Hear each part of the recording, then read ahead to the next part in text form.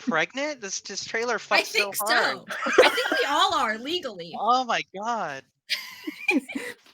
Just give me the compliments. It's fine. It's fine.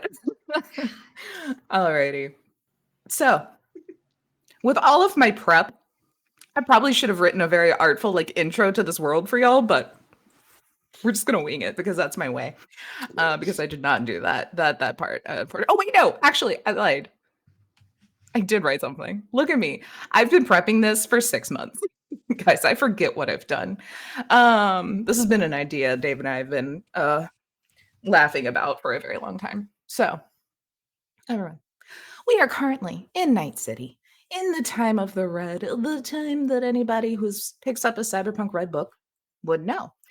Specifically, though, we are starting in Ascension, which is the arcology of the future. Hundreds of floors with like living spaces, businesses, endless entertainment. Some call the shining, spacious, luxurious top floors home. I'm looking at a few people here.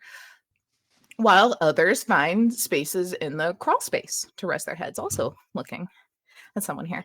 But Ascension is filled with the highest of highs, the lowest of lows, and that is where we find you all, each living different lives, but having one thing in common.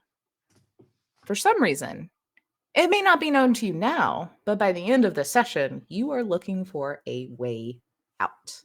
If that is of your current situation, if it is out of Ascension, if it is out of Night City, that is all for you all to decide. But we are in this giant mega building.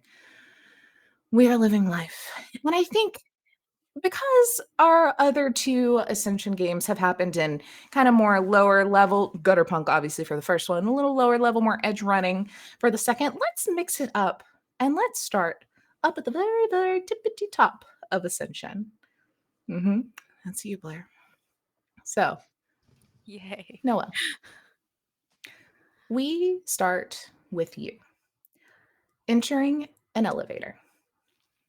You click a floor button, a couple of floors up from your very spacious luxe apartment that you share with your husband, Barry. You kind of lean up against this cold metallic wall, looking out the like floor to ceiling window that just looks out onto Night City as you're on this edge elevator here. And you watch as you rise higher. The sun's starting to kind of set a little bit over the ocean. It's getting a little lower, a little red in the sky, as is common for the time of the red. Your right hand is leaned on very rough synth wooden frame of a painting, the subject of which you have turned face away from you out of eyesight. Your left hand in your pocket clenched around a crumbled piece of paper. As we see this scene, the camera, the view of all of us here watching, can you explain what Noelle looks like and maybe just the general attitude that she has currently, despite or besides what I've kind of mentioned? Yeah. So Noelle is slimmer and tall. Her face is definitely aged, but she has money, so it's like, kind of Jennifer Aniston, like yeah, 50s. Could she really be? Like, wow. right. You don't Mm. you know that she's like older, but you can also tell in like a good like a not like a bad plastic surgery kind of way, but like, oh, this person has money and is trying to cover their age a little bit. But has like longer black hair with the um kind of where the part happens is a white strip on both sides. And is looking very, I would say, not like super business, but like professionally dressed, and it's very nice. It might be made out of a fabric that you don't know the name of. And also, ooh, I love, just because Taylor put it in the art, her heels have, instead of red bottoms, they are lime green bottoms, which I love. But yeah, I would say on a normal day, if she definitely has like RBF pretty hard, resting bitch face, pretty hardcore. Um and if you're more in touch with like emotions, if you can read people's like emotions, you'd probably see like a little bit of sadness behind her eyes, even though she's not outwardly showing it. Today, though, if it's where I think we're starting, it's probably just if cartoon flames could be there, they would. The flames on the side of my face, as On the side some of my some would face. say. Um, Heaving breaths. but I hate her so much. Love that movie. I know. Smoke. Uh, but yeah, probably probably like through the makeup, like a few tear lines and stuff, but it's more pissed off and maybe like a foot tapping. Um, Mhm. very tense currently. So yeah. Okay. As you're kind of sitting there tapping your foot, tense, kind of gripping on to this painting, the elevator door dings as you have reached the 217th floor. Take a deep breath, kind of wipe your face, trying to make the makeup a little cover the tear lines there, Oh, I know how it's done. and I know how it's yeah, done. yeah, and make sure all moisture is kind of dried from your cheeks.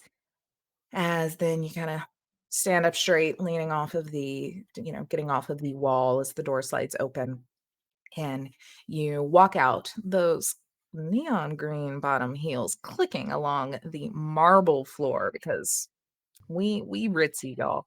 Well, marble. They probably don't have real marble, but it's made to look great. Towards a reception desk of Exchange Financials, their little satellite office here in Ascension Tower. Sitting at the front desk, throw this in here quick. Sitting at the front desk is a young individual. They're about 22 years old. You know them as Fitz. They are the grandkid of one of the board members for the company. So, like nepotism at its finest to get them this gig. Um, which is very clearly that's what it is because they're not super great at their job, where you can see that they're currently like leaned back, not like this because technology has advanced, but clearly on the phone, like through their agent. Um, and it's just like kind of talking to just someone in general about just nothing. It's literally like, oh my God, we were supposed to go there yesterday, but blah, blah, and then they see you and they're like, oh, hey, hold on. And I'm kind of like hang up and look over and they're like, oh, hi, Miss Langley. Barry's in a meeting currently, so if you'd like to just sit here and wait, that should wrap up in about an hour, or I can let him know. I think she cuts him off. Is there like with Eddie's, is there some kind of like physical aspect that They're I like could have? little data chips or something with like Okay. preloaded eddies on them. I think she's gonna kind of like, when you wear heels and you really want that rhythmic like clack, clack, clack, clack. She is Just boss doing bitch that. feels. Yes. Oh yeah, she is walking with Every a time I wear heels. purpose, right? I mean, same. She's walking with a purpose, and I think she's gonna go. Um, she's just gonna say, "Don't tell Barry. It's a surprise," and she's gonna slap like Eddie's on the table and just push her way through. Okay. Uh Let's do the first roll of the game here.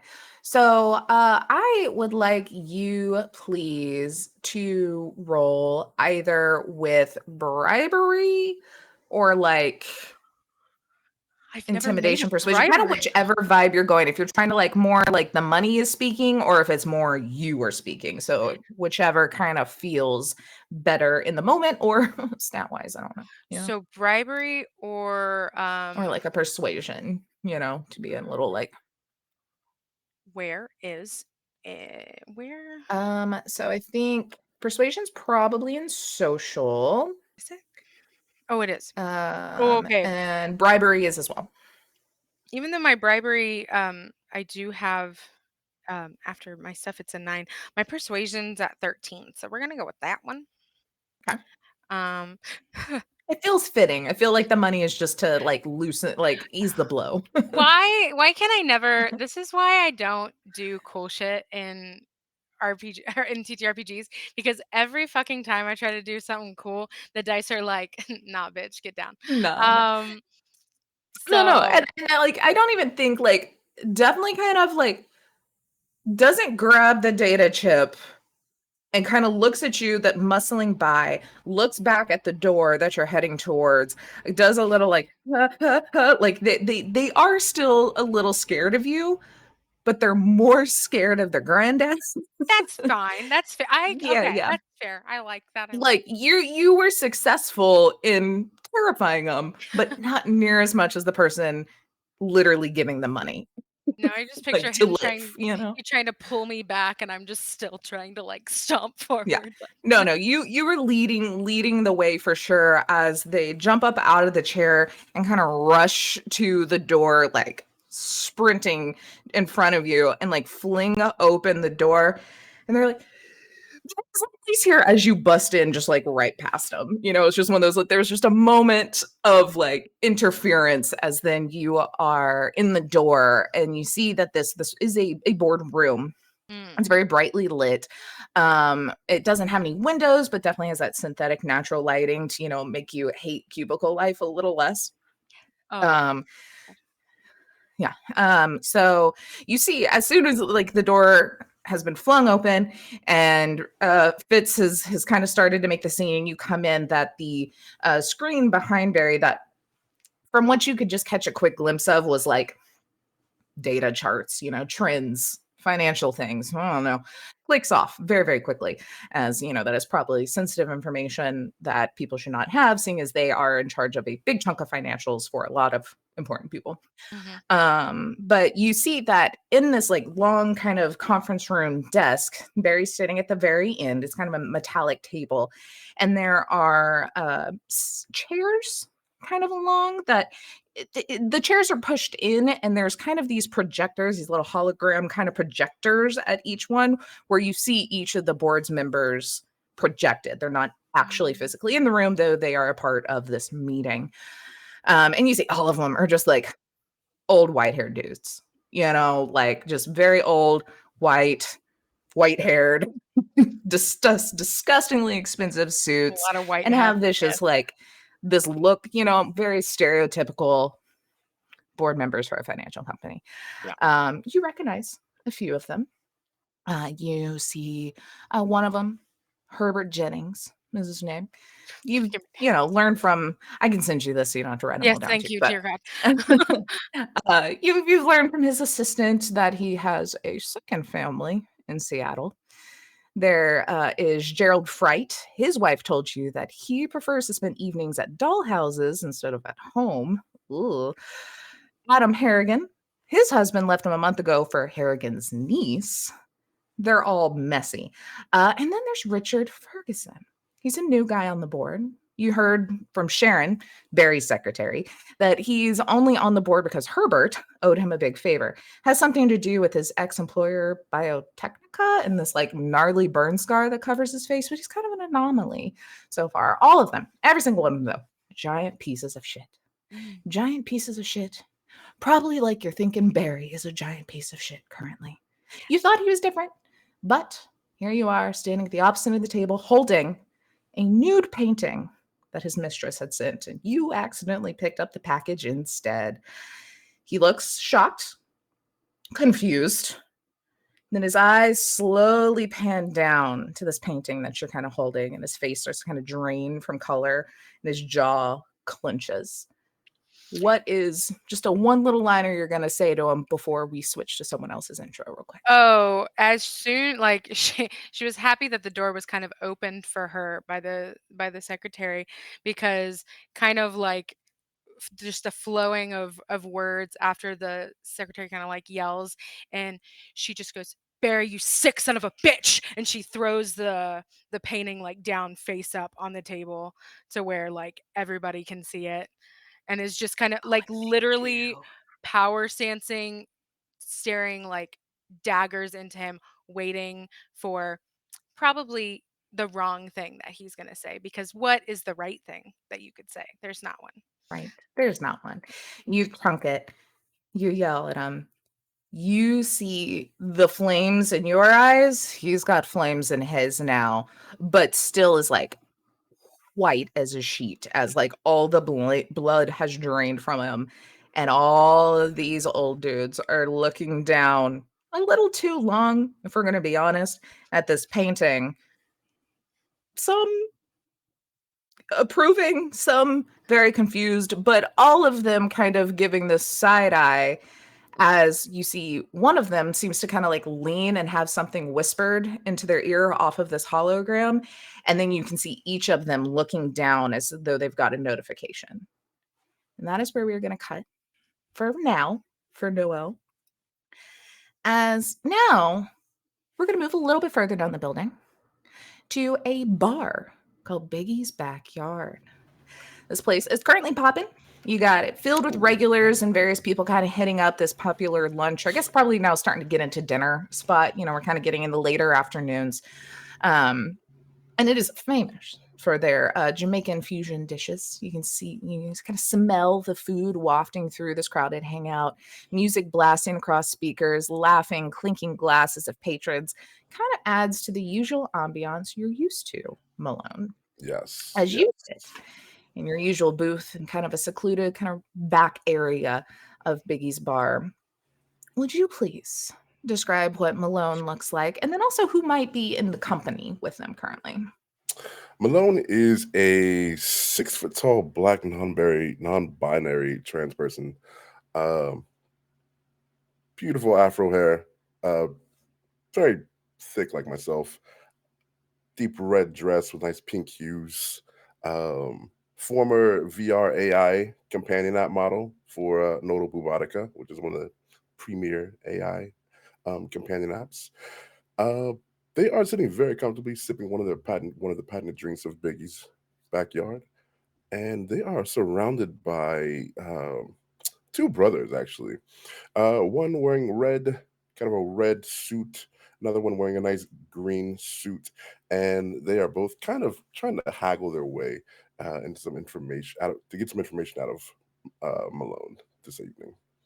But like Yeah, you said, yeah. it's a popping night. It's a lot going on, but Malone is all business tonight. All right. Yeah. So, did you say what the brothers' names are, or do you have them? I don't have them, but they might be Mario and Oh, Luigi. it's let's go with it. You know, look, if there's one thing that Cyberpunk is, it's style over substance, and sometimes that is full on just being. Is it Mario and Luigi from the live action movie? Can it please? One of them might Because look that like was John Cyberpunk. Leguizamo. That's true. Yeah. J Mark, please Yes. Mario, get on Luigi my page. Mario. That's right. So So we'll say if you want an mental image of Malone, definitely look up Bertha from the live action Mario Brothers movie. That's who Malone is basically. yes. So then it's fitting. As we'll say, no, you know what? Fuck Mario. We'll say Luigi is doing this conversation here. Yes. You know, in this scenario, he gets to be the main character. All right. As yeah, he's kind of like looking over at you, also having a drink, probably having, you know, little finger foods, kind of snacks. Like it is very much business, but like they're trying to be real chill. They're trying to be real casual about it. And they're like, Malone, you know you're my favorite fixer in all of Ascension. Maybe all of Night City. Darling, I know I'm your favorite everything. You're not wrong. And because of that, I think maybe for just like, oh, what? I'm about 300 eddies short of rent.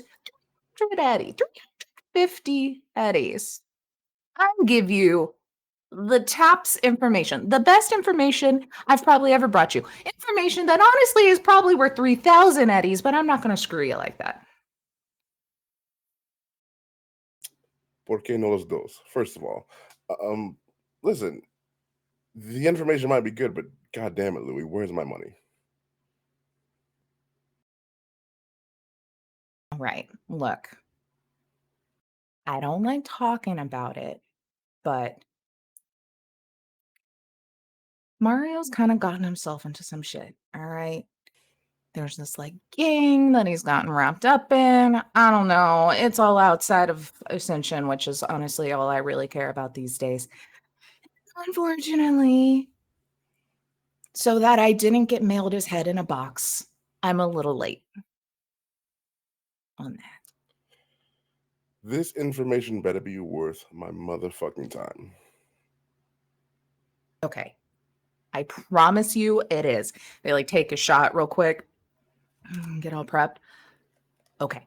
So I was at the cyber deck, you know, that brain dance bar a few Yes. levels down. Of course. So these three new guys come walking in. One of them was a fucking Borg. It's terrifying. Someone crawl on the ceiling. Okay? It was wild. But they were running some job. Also wild, I assume. I don't know. Lots of people are chasing them. They seem useful. I did some digging. I've got some Iron Sights contacts that got me their info if you need anything, you know, in Night City. But that's not all it. That's like a little freebie. That's a little taste for you. You know, Give me the goods, little please. contacts, the goods, the real stuff, the main course, the creme de la creme or whatever.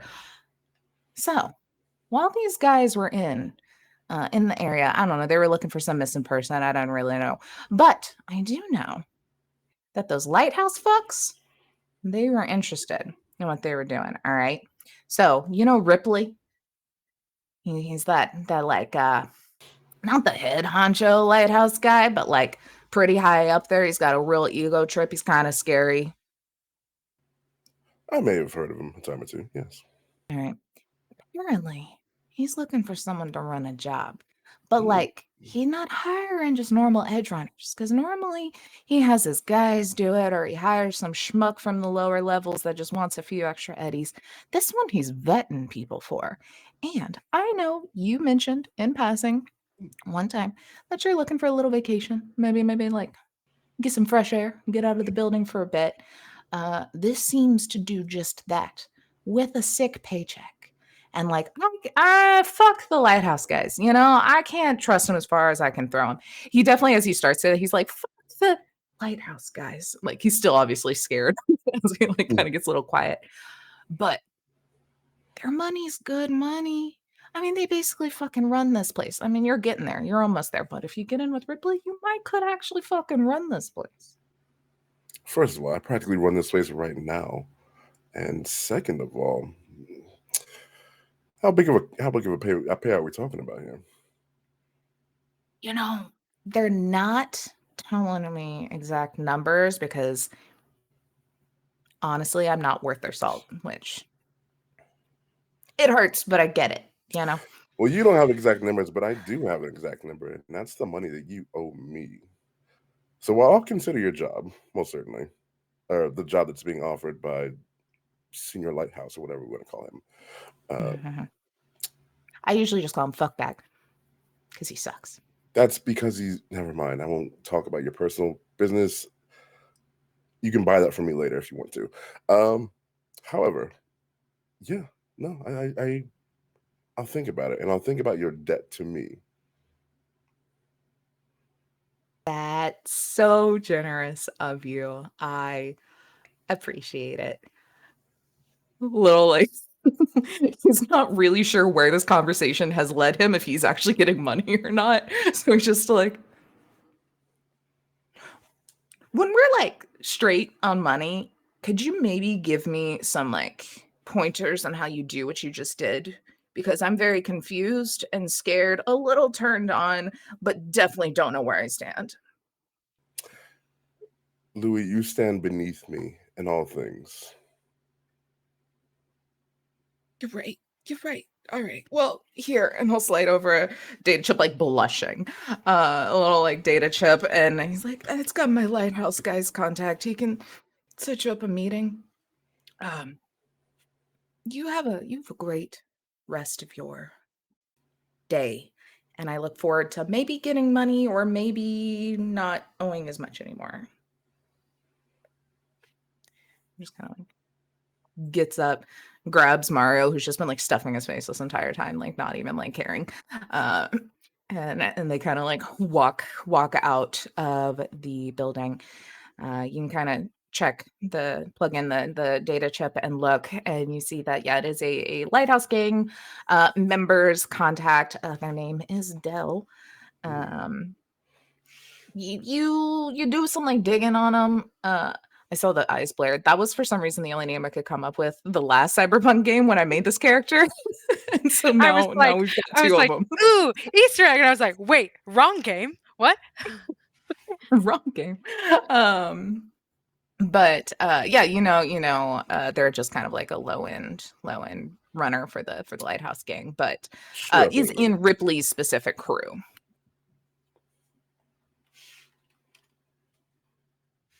What would you like to do? You want to do any more like kind of socialize and adventure in here at Biggie's, or are you gonna call in that contact? I am gonna call in that contact because I've been working my ass to the bone, to my cyber bones for the last couple months, and I am ready for some kind of break, some kind of vacation from all this bullshit. Okay. Yeah, you call it up.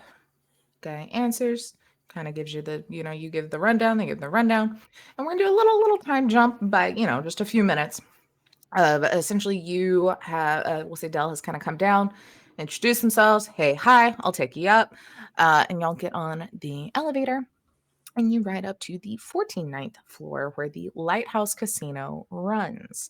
The elevator kind of dings open to this opulent casino. You see that there's like red carpet that spans the entire thing that is just this like gaudy nautical themed filigree kind of in gold all across it.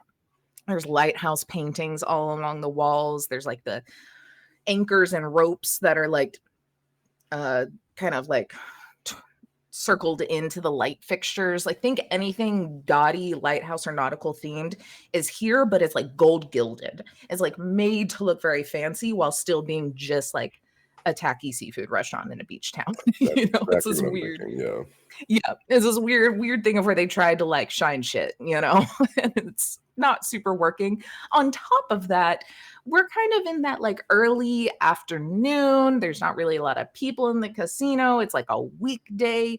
We're like 1 degree above like a Las Vegas casino at 9 a.m. It's still weird, but like a little more happening than it probably would have been. But you kind of follow Dell as they'll kind of give you the tour, like, oh, that's the bar, like here's blackjack, here's poker, we do these things, blah blah blah blah blah. And you get kind of further and further into the casino, closer to these double doors that fling open. And you see you kind of walking through, you immediately catch eyes as this guy's apparently like looking for y'all and sees you. And he is pretty tall, slender. He's got this like very well-tailored navy blue suit. He's got this like brunette hair all slicked back with like way too much gel. Just like really giving this like vibe that's just like oozing of confidence that like only a rich white man can have. He's got this just like I don't know if he means to be, but he looks so skeezy. He's like Patrick Bateman, but a little less serial killer, but just as much skis, it's a little, it's not great. But you see the catches eyes as y'all get closer, kind of comes up to meet you. He's like, you must be Malone. Kind of reaches out a hand for a shake. Offer my hand as well. The pleasure is all yours, certainly. That I am sure. And he smiles a little too big, like a little forced, but also like a little unnatural. Like maybe there's some cybernetic or like plastic enhancements going on to like really. Yeah, very much. And he then just kind of turns and sits down at a blackjack table nearest you. He's like, would you care to play a game? I love games. Let's play. Wonderful. And the dealer comes up and starts to deal out the cards. And that is where we're going to break for a second with Malone.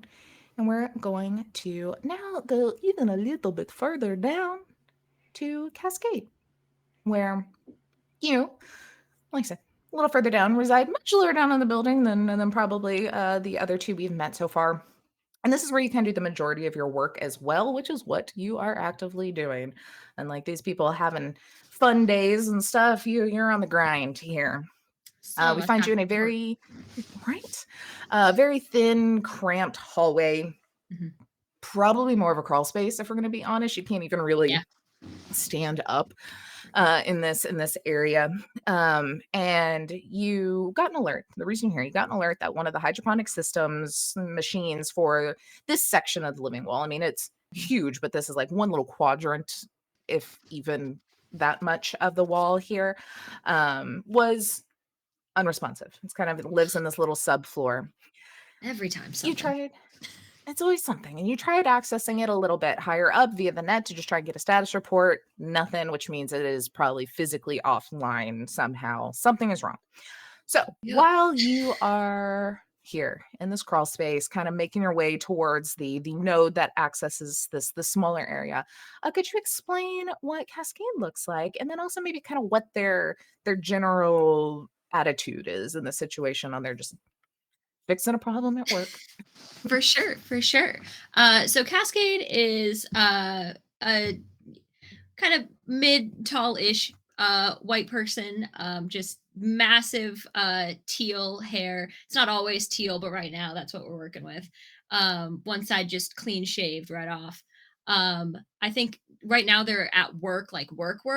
So it's probably some sort of like jumpsuit situation, but there's like some like neon nonsense peeking out from the zipper. They're in a little crawl space hallway. There's no supervisor to like tattle on them, so it's probably like unzipped around the waist. Um, and they've got, if they weren't, being fully covered by this jumpsuit situation, they've got just a tattoo of vines up the side of them. And that kind of goes hand in hand with all of the little plants that live in their prosthetic legs. Their like calves are made of like this little like cage situation. So they just have little air plants that just kind of like grow in around it. Just kind of like dunk the legs in water. You water them. It's fine. It's great. It's aesthetic. It's cute. But it suits them because they work on this living wall that is, one side of Ascension, basically. So they do, they do their tinkering, they do their messing around in the net. And to them, I mean, it's like work is work, right? Work pays the bills, work keeps you alive. But I think getting the living wall job is sort of the first job that they were like, okay, this is kind of like, it's kind of fun. I thought I was going to be doing more stuff on the other side of the wall, but like whatever. But it's slowly working their way up. And they're a friendly face most of the time, but they are a workaholic for sure. Love it. All right. Well, all of that being said, the living wall. This is your bread and butter. This is where you are. For anyone else not into the Ascension lore yet, what this living wall is quite literally a giant wall pillar area that takes up a good chunk of the center of the building, that goes from like the bottom floors to the tippity top, and it is a fully functional kind of garden of sorts. Different trees, different fungi, ferns, flowers, all these things are kind of growing up and down this is a part of what makes it the future. The futuristic kind of thing is these are legit plants, which is very hard to find in this day and time at all. And the reason it exists is because of a bunch of little teams like the one that Cascade is a part of that kind of works in different areas, making sure everything is top notch. So And the with walls that, are you're made up squeezing of through. giant titans. And then there will be Eren Yeager. And then we'll all just be so screwed. Absolutely. But you're kind of squeezing through this crawl space. And you get to the first node that you need to access. And this one, it's pretty basic for rooms like this. It accesses the doors, which are usually, pretty locked down to just keep random contaminants coming in, because this is very much the root system, the bottom of this wall. This is a very delicate portion of it. So you need to access into this node and get your doors open essentially to be able to get into the room. I did kind of switch us over to a map just for easier view because I couldn't figure out a way to describe this the best way that I could. You're in this little crawl space that kind of goes along that opens up into a similarly cramped room that has all of the hydroponic equipment, which is the actual equipment room that exists with like grates as the ceiling, and the grates of the ceiling of this equipment room are even with the hydroponic room in the living wall. So it's kind of like the actual wall is up here in this room and you are in the floor of that room, you know. So there's a little bit of a section you can get up. There are grates, you can move them, they're just heavy as hell, and so they don't really get moved a ton. But that is kind of the vibe here. Let me actually, so you see these grates, that's the floor in the main room, but I'm going to delete them so you can like kind of see in here. I'll leave a couple so we know what it's like. But you get up to this first node. Would you like to jack in? I would love that more than Do life a little itself. net run. How Love it. might I jack in? Let me Yes. grab my So jack. yeah, you can grab that, plug it in. You're very used to these, so it's not like it is that difficult of a thing. You're not hacking into something new. So thankfully you are approved to be accessing into this terminal. So you easily able to, you kind of grab your interface plug it in, jack in. You get to the first level of this, which is a password. I Excellent. need you to please roll your interface to do a kind of back door to try and get through this password. It's one of those things where it's like they rotate the passwords a lot and they're very complicated. So you're really just trying to remember how to type them in properly, Honestly. which Right. I have trouble with my basic password. So I can only imagine. Truly. So many things in that ding dang head. Right. All right. So where do I find So these that should roles for be those of in us? the roles section where your Netrunner and tech info is. There should be one that says interface, I believe. Yeah.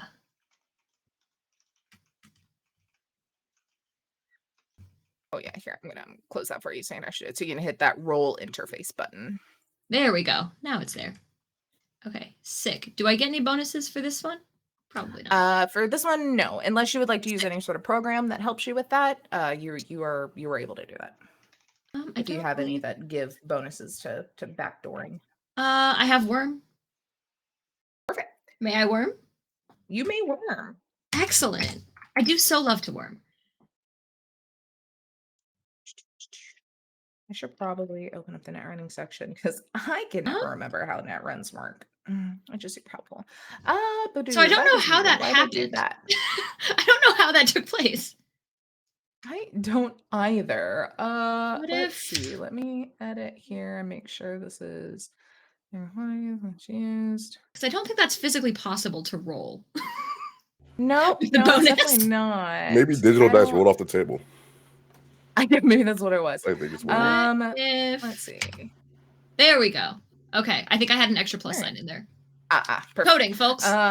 Okay. Yep, that is fine. You are able to put this in. It's one of those where it's like, oh my god, okay, this is this floor, which means it's gonna have a subcode of this, and you're trying to like do the Mhm. mental gymnastics in your head, but you're able to finally kind of remember, plug it all in, and you are allowed into the next level of this net infrastructure, where I guess first explain to me as you are doing this net run and you go through this password, and what does the net look like to you? You know, you have your goggles that kind of overlay it onto the Mhm. world, but every net runner's different, you know, with what aesthetically this area looks like when they are net running. So I think definitely like it is an overlay, like in the strongest sense, like it is very important to Cascade to be able to see the real world while net running. But I do think it's very much like the scaffolding of like an old school like greenhouse is kind of like this structure. And all of their net running stuff is gardening themed. Don't at me. Like it's there. I love it. The worm booster is literally worms. I won't describe it any more than that on account of what So it many is, but earthworms. it's just a bucket of worms on the door, and then we're in, folks. Mm.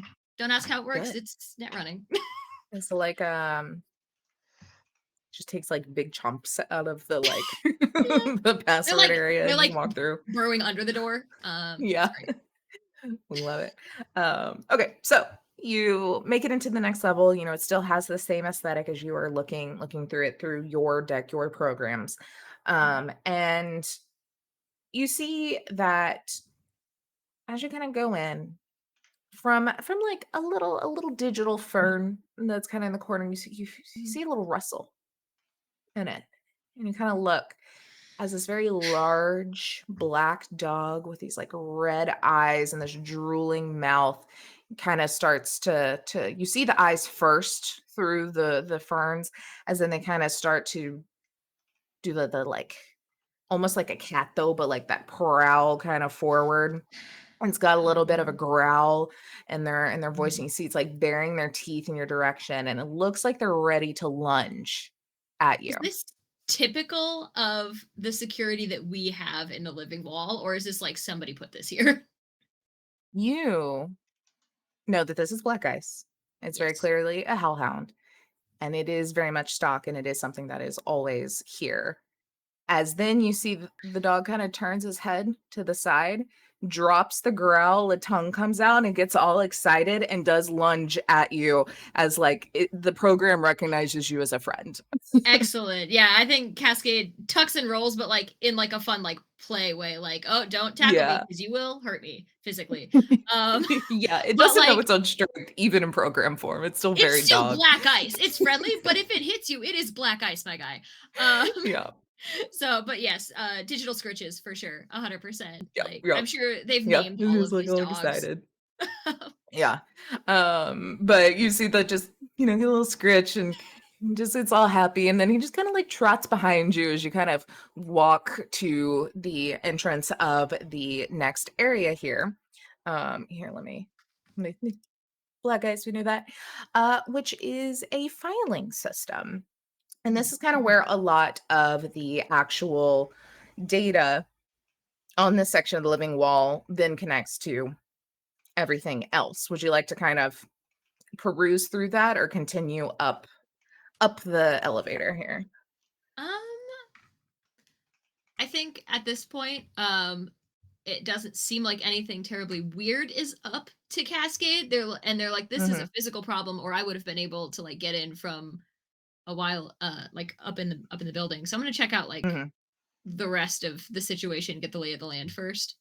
Yeah, absolutely. Yeah, because you can always work your way back down and and then access things. Cool. So then you get up to the next floor, which is a control system, which is a control system specifically for the doors that you need to get into. And it's basically just a open close button. There is one more floor above you that has some more controls, but this is specifically the door. Okay. I mean, if I need the door to get in, open sesame, baby. Beautiful. Especially if I'm gonna have to get in there in the meat space. Yeah, exactly. I'm not hoisting these big metal doors. I'm not doing it. Right. Normally, you would roll another interface to actually take control, but you're not having to forcibly take control because you are a approved user here, so you're able to just doop doop. And both of those doors, you can hear them kind of echoing down, sliding open. Very quiet, but you kind of know the hydraulic like, take noise. one of the earpieces out, and they're like, "Okay, cool, sick." Yep, basically. And then would you like to go up and access any of the controls on the next floor, which is the top floor that you know of? Yeah, I would love just to get a visual on everything, make sure there's nothing else obviously broken. Yeah, Before I, absolutely. go into the meat space.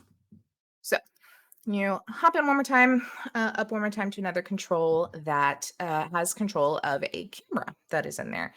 This camera kind of sits in like the corner ish of the wall, kind of above the grate, but facing towards the living wall, and it's kind of just like mostly used for a very quick access to be like everything look alive, cool, or oh, there's a system, what's going on, or Is there a leak? time Can lapse I see it? videos of like Yeah. mushrooms moving, whatever people want Oh really yeah, the at this people in the point. upper floors love to see that shit. I love to see that shit. And so I feel like there's probably like multiple like Earth Day, there's like a live feed of just the Oh, mushrooms like 100%.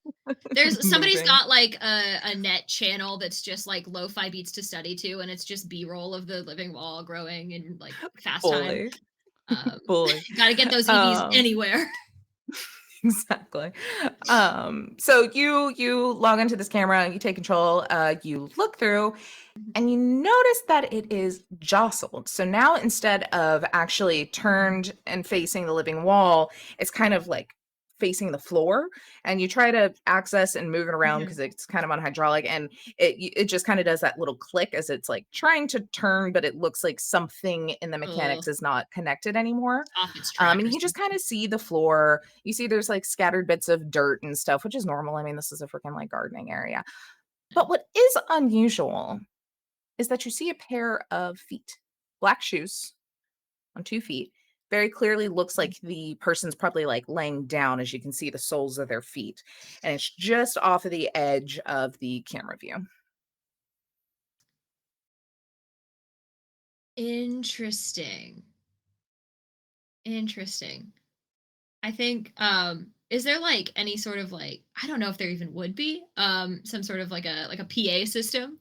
Like can I like Yeah, there would in probably this be like one, there is input. not. Makes Yeah, sense. It's a back room. Well, yeah, all right. Worth checking out. Somebody, I don't, Jones is probably asleep on the job. It's fine. solid. Um, okay. Is there anything else you would like to do in here? Are you jacking out and scooting down back to the equipment room or to the equipment room? I mean, now that I've seen something weird, I probably would scoot. If I need those Okay. files, they'll be there. Yeah, you know It's where to fine. find them. Cool beans. All right, so you're scooting down this crawl space towards the equipment room. You go through door one, look down, everything's fine. You scoot your way to door two. That you that is where you leave the crawl space and enter this like grated floor area, still crawl space, but like Mhm. into the other room essentially. And Yeah. you can already smell like the earthiness and the mushrooms and the just the dirt kind of like coming in. um and you start to make your way through, and like I said, you're crawling, so you have to kind of like put your hand to like start to this area. You could probably stand a little bit better, but you're still going to be hunched. Mhm. But as you put your hand down to start to stand up, you feel something like warm under your hand, and you look down and see that your hand is currently in the middle of a pool of blood that runs across the floor of the equipment room. And you now see that one of the grates above the offline hydraulic system is kind of smashed in and into the hydraulic system, pulling it off of the wall.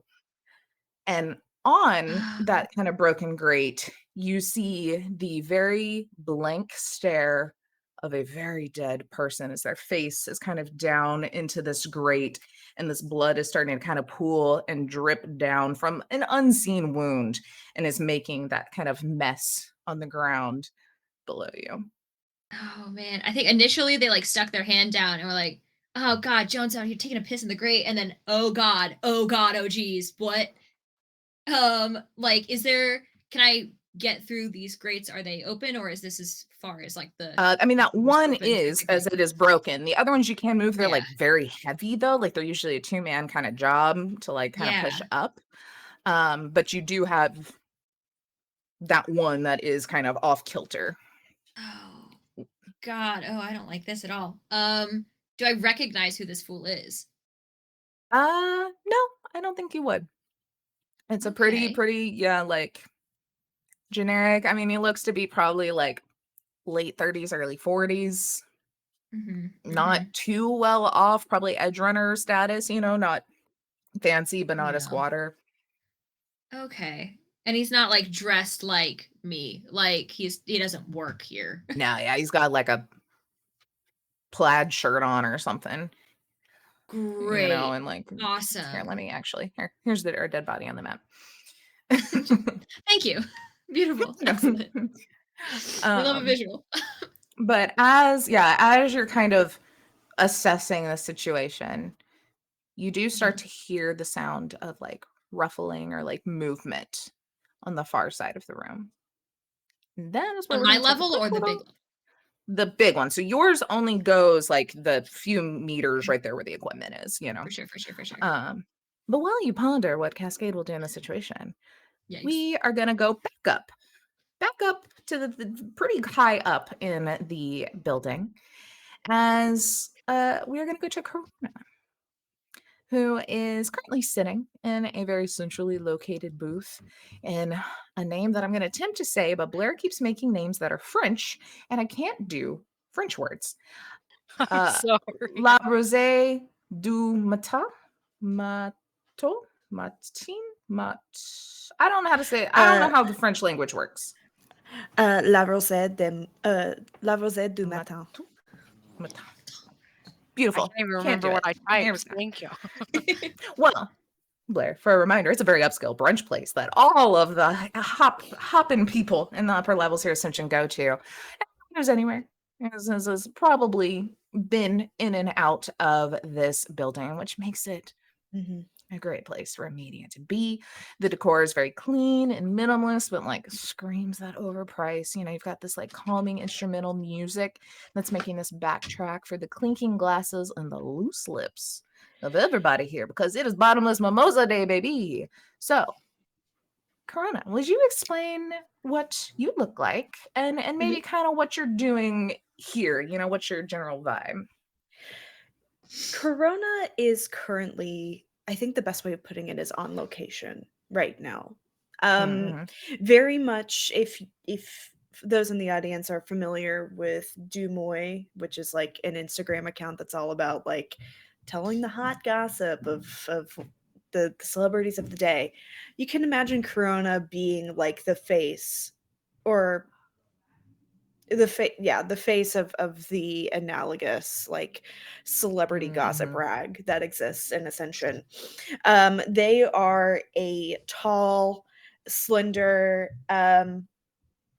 gender fluid person. They are leaning a bit more femme lately, so their hair is long, dyed like, I don't know why Barney purple is the first phrase that came to mind, but we're gonna Valid. go with it. Barney purple, just very bright, shining. They have nails. They have nails that are long, filed in like coffin shape, in the same color as their hair. Usually wearing very like fashionable clothing that tends to blend into the background so that they're not as flashy as like any of the celebrities or the well-to-do people tend to give off. So they're wearing like a long silver duster with like cute little like, what is it, lunch bag pants, and in like um in like a camel color. They wear like a big black sun hat with a large brim to like shade their eyes, because gossip doesn't exist without a little bit of shade, am I right? So they have one hand grasping like the delicate stem of a champagne flute as they're drinking a mimosa, probably their third of the afternoon. And then they have another hand actually kind of moving rapidly in the air as if they're typing in midair. They have a like cybernetic enhancement to their fingernails actually that allows them to take notes and like write to their blog, like in like that. And so they're just kind of taking notes that way, keeping zooming in and out with their cybernetic eye on the faces of certain people to see if anybody is acting up or keeping an ear out for any salacious topics coming up amongst the chatter. Absolutely. And I think while you're kind of looking around here too, there are 3 different points of interest currently in this bar brunch spot. You see that there's a group that's here frequently. You see them quite frequently. That they're all spouses of like executive bigwigs, and they kind of run a lot of business here in Ascension. You can see a couple of younger looking women in kind of very flashy streetwear glued to their screens, but kind of chatting excitedly back and forth. And then you see a man sitting alone at the bar that looks like he got a little bit of a bad news, and is talking on his phone. What you can nosy into all of them, but I guess which one are you paying the most attention to first? Hold on, I'm just making notes of the people. Yeah, here I can send you this because too. yeah.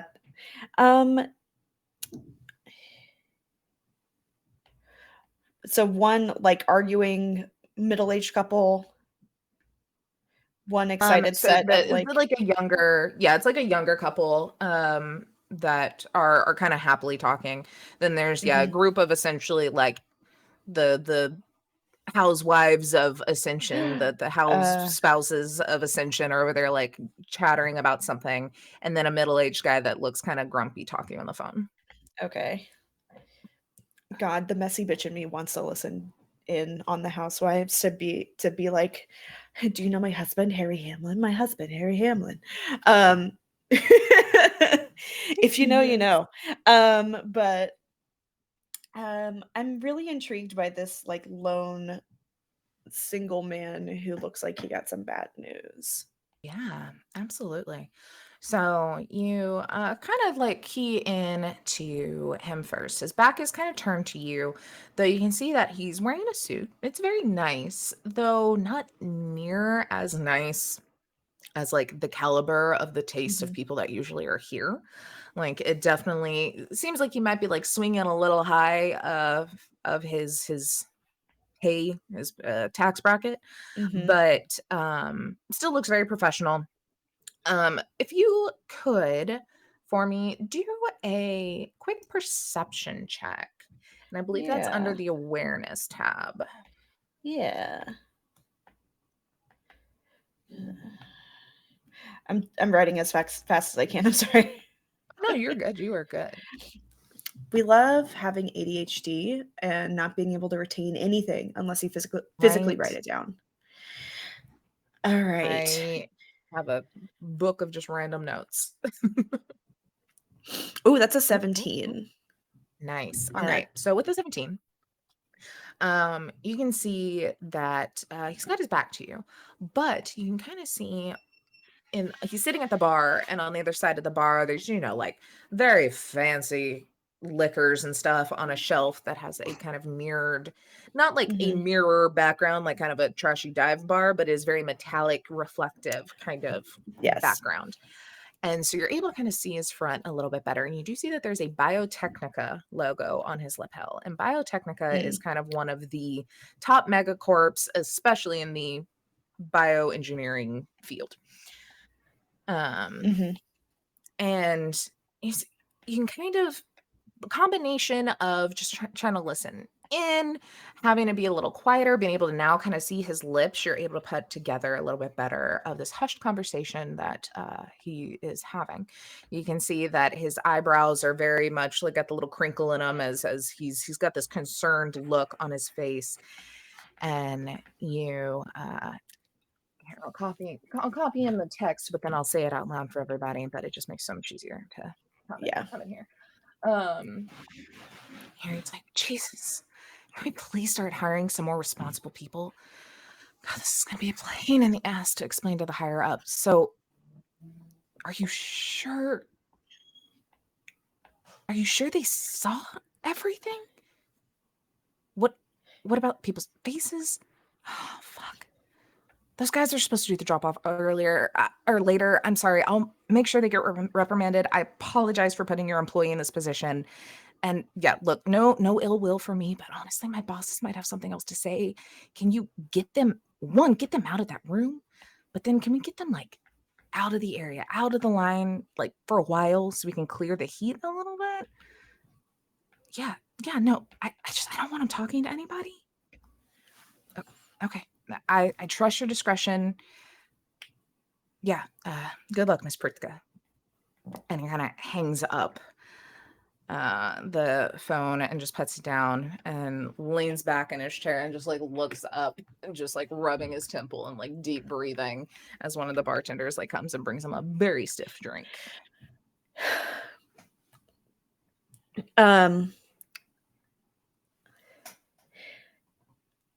Corona is going to take a second, process the information that was just given them, or they overheard rather. Hold on, I'm just reading. Okay. And then just down the rest of their mimosa in one just long pull. I think at that point they go through and start like, if I don't know what kind of role this would be, Taylor, but like I'm sure I have like some kind of connections to figure out like, okay, how is Miss Pritka connected to Biotechnica, and see kind of like where that connection lies. Yeah, so I would say you could do, if you wanted a like streetwise to kind of like get an idea of the lay of the land, you could do a library search if you wanted to like actually kind of Google or like look at a manifest kind of thing. As a media too, I would say you're also super within your realms to maybe like call on some contacts in the building to maybe see if they've heard anything, which is fully up to you to kind of make up whatever kind of contacts you think you might have, since we didn't super make them since we're leaving the building. Yeah, right. You know what? Yeah. I think at that point I send like a ping, not even like, I don't want to be overheard. So like I send just a ping through like an encrypted, whatever encrypted server that I have, Right. to my contact. I'm going to call them Ehren, Ehren.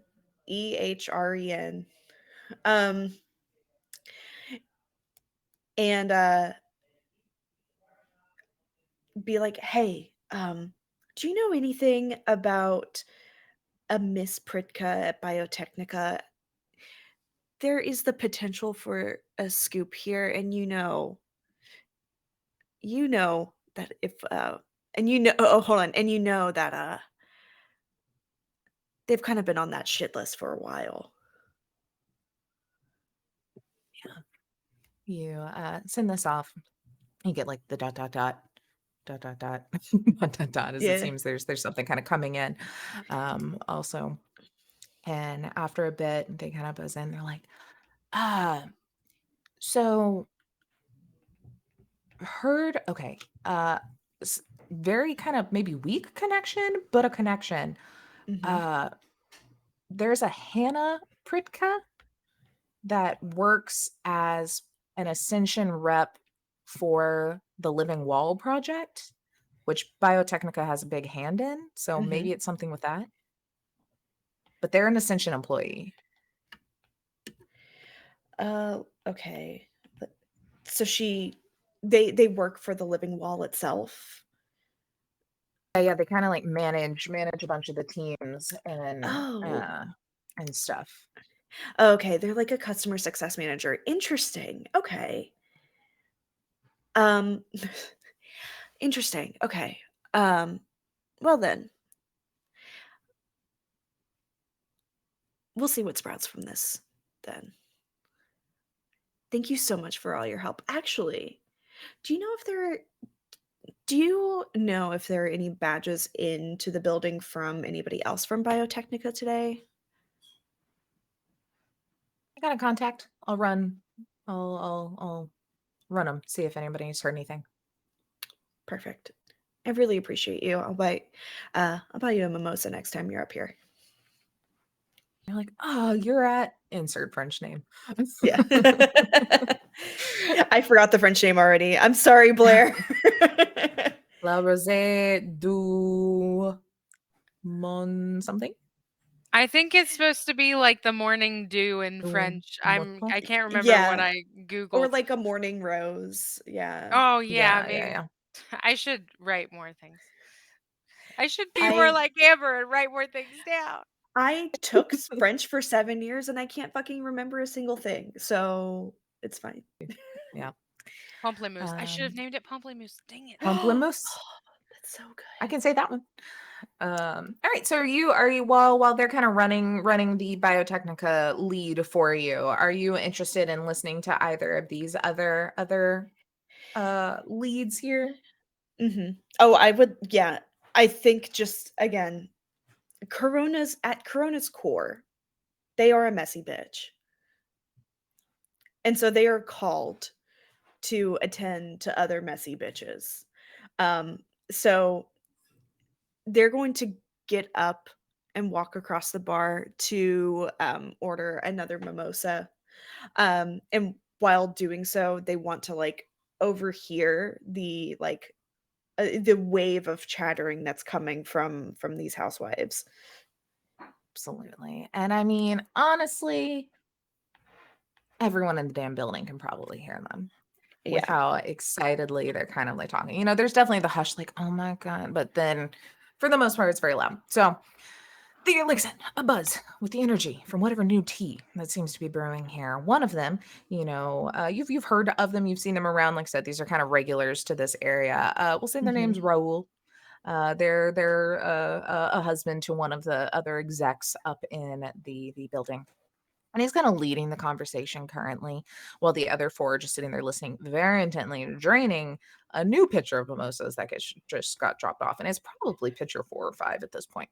Of course. But he's like, I wish I could have been a fly on the wall for that.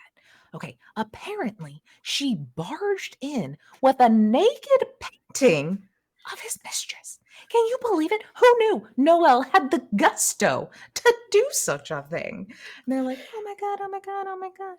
Another one kind of pops up. You know her as Joyce. Again, another housewife of the execs up there.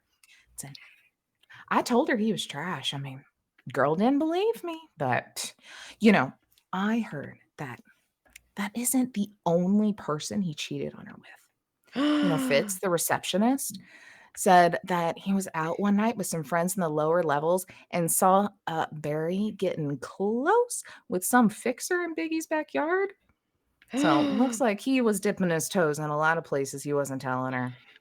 And they just all continue like kind of gasp and kind of cluck along with all these wild accusations and I told her so's and all these sort of things. But that's the real meat of the drama currently is Barry is causing a ruckus all up and down this building.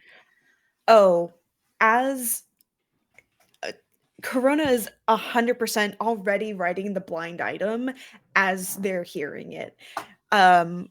Just like, what high-powered financial executive has been having one too many meetings. Oh fuck, hold on. Has been having one too many meetings, quote unquote, on the boardroom table. Ooh. Chitter chatter at the Morning Rose indicates that things are really. Oh, the heat is always rising to the top of Ascension, and Barry's about to and this executive is about to figure out what it's like to actually be on the bottom of a spiked green heel. Yes. Yeah, and then that's just sent out into the ether. You're typing that, you send it out. As you do, you send it out, you hear like almost immediately, which you're like, oh my God, did someone read it that fast? You just hear a, oh my God, as one of the young couples sitting by the window, one of the ladies stands up. You know, that super dreamy, like humble influencer, the one that I told you about, the one that like changed my outlook on life. Oh my God, he's been spotted at a bar downstairs. We have to go if I'm gonna meet him. And the other one's just looking like a little confused, but then like supportive. And it's just like, okay, yeah, I'd love to see what all the buzz is about. Cheryl just texted, said he's at like a bar called the Farmstead.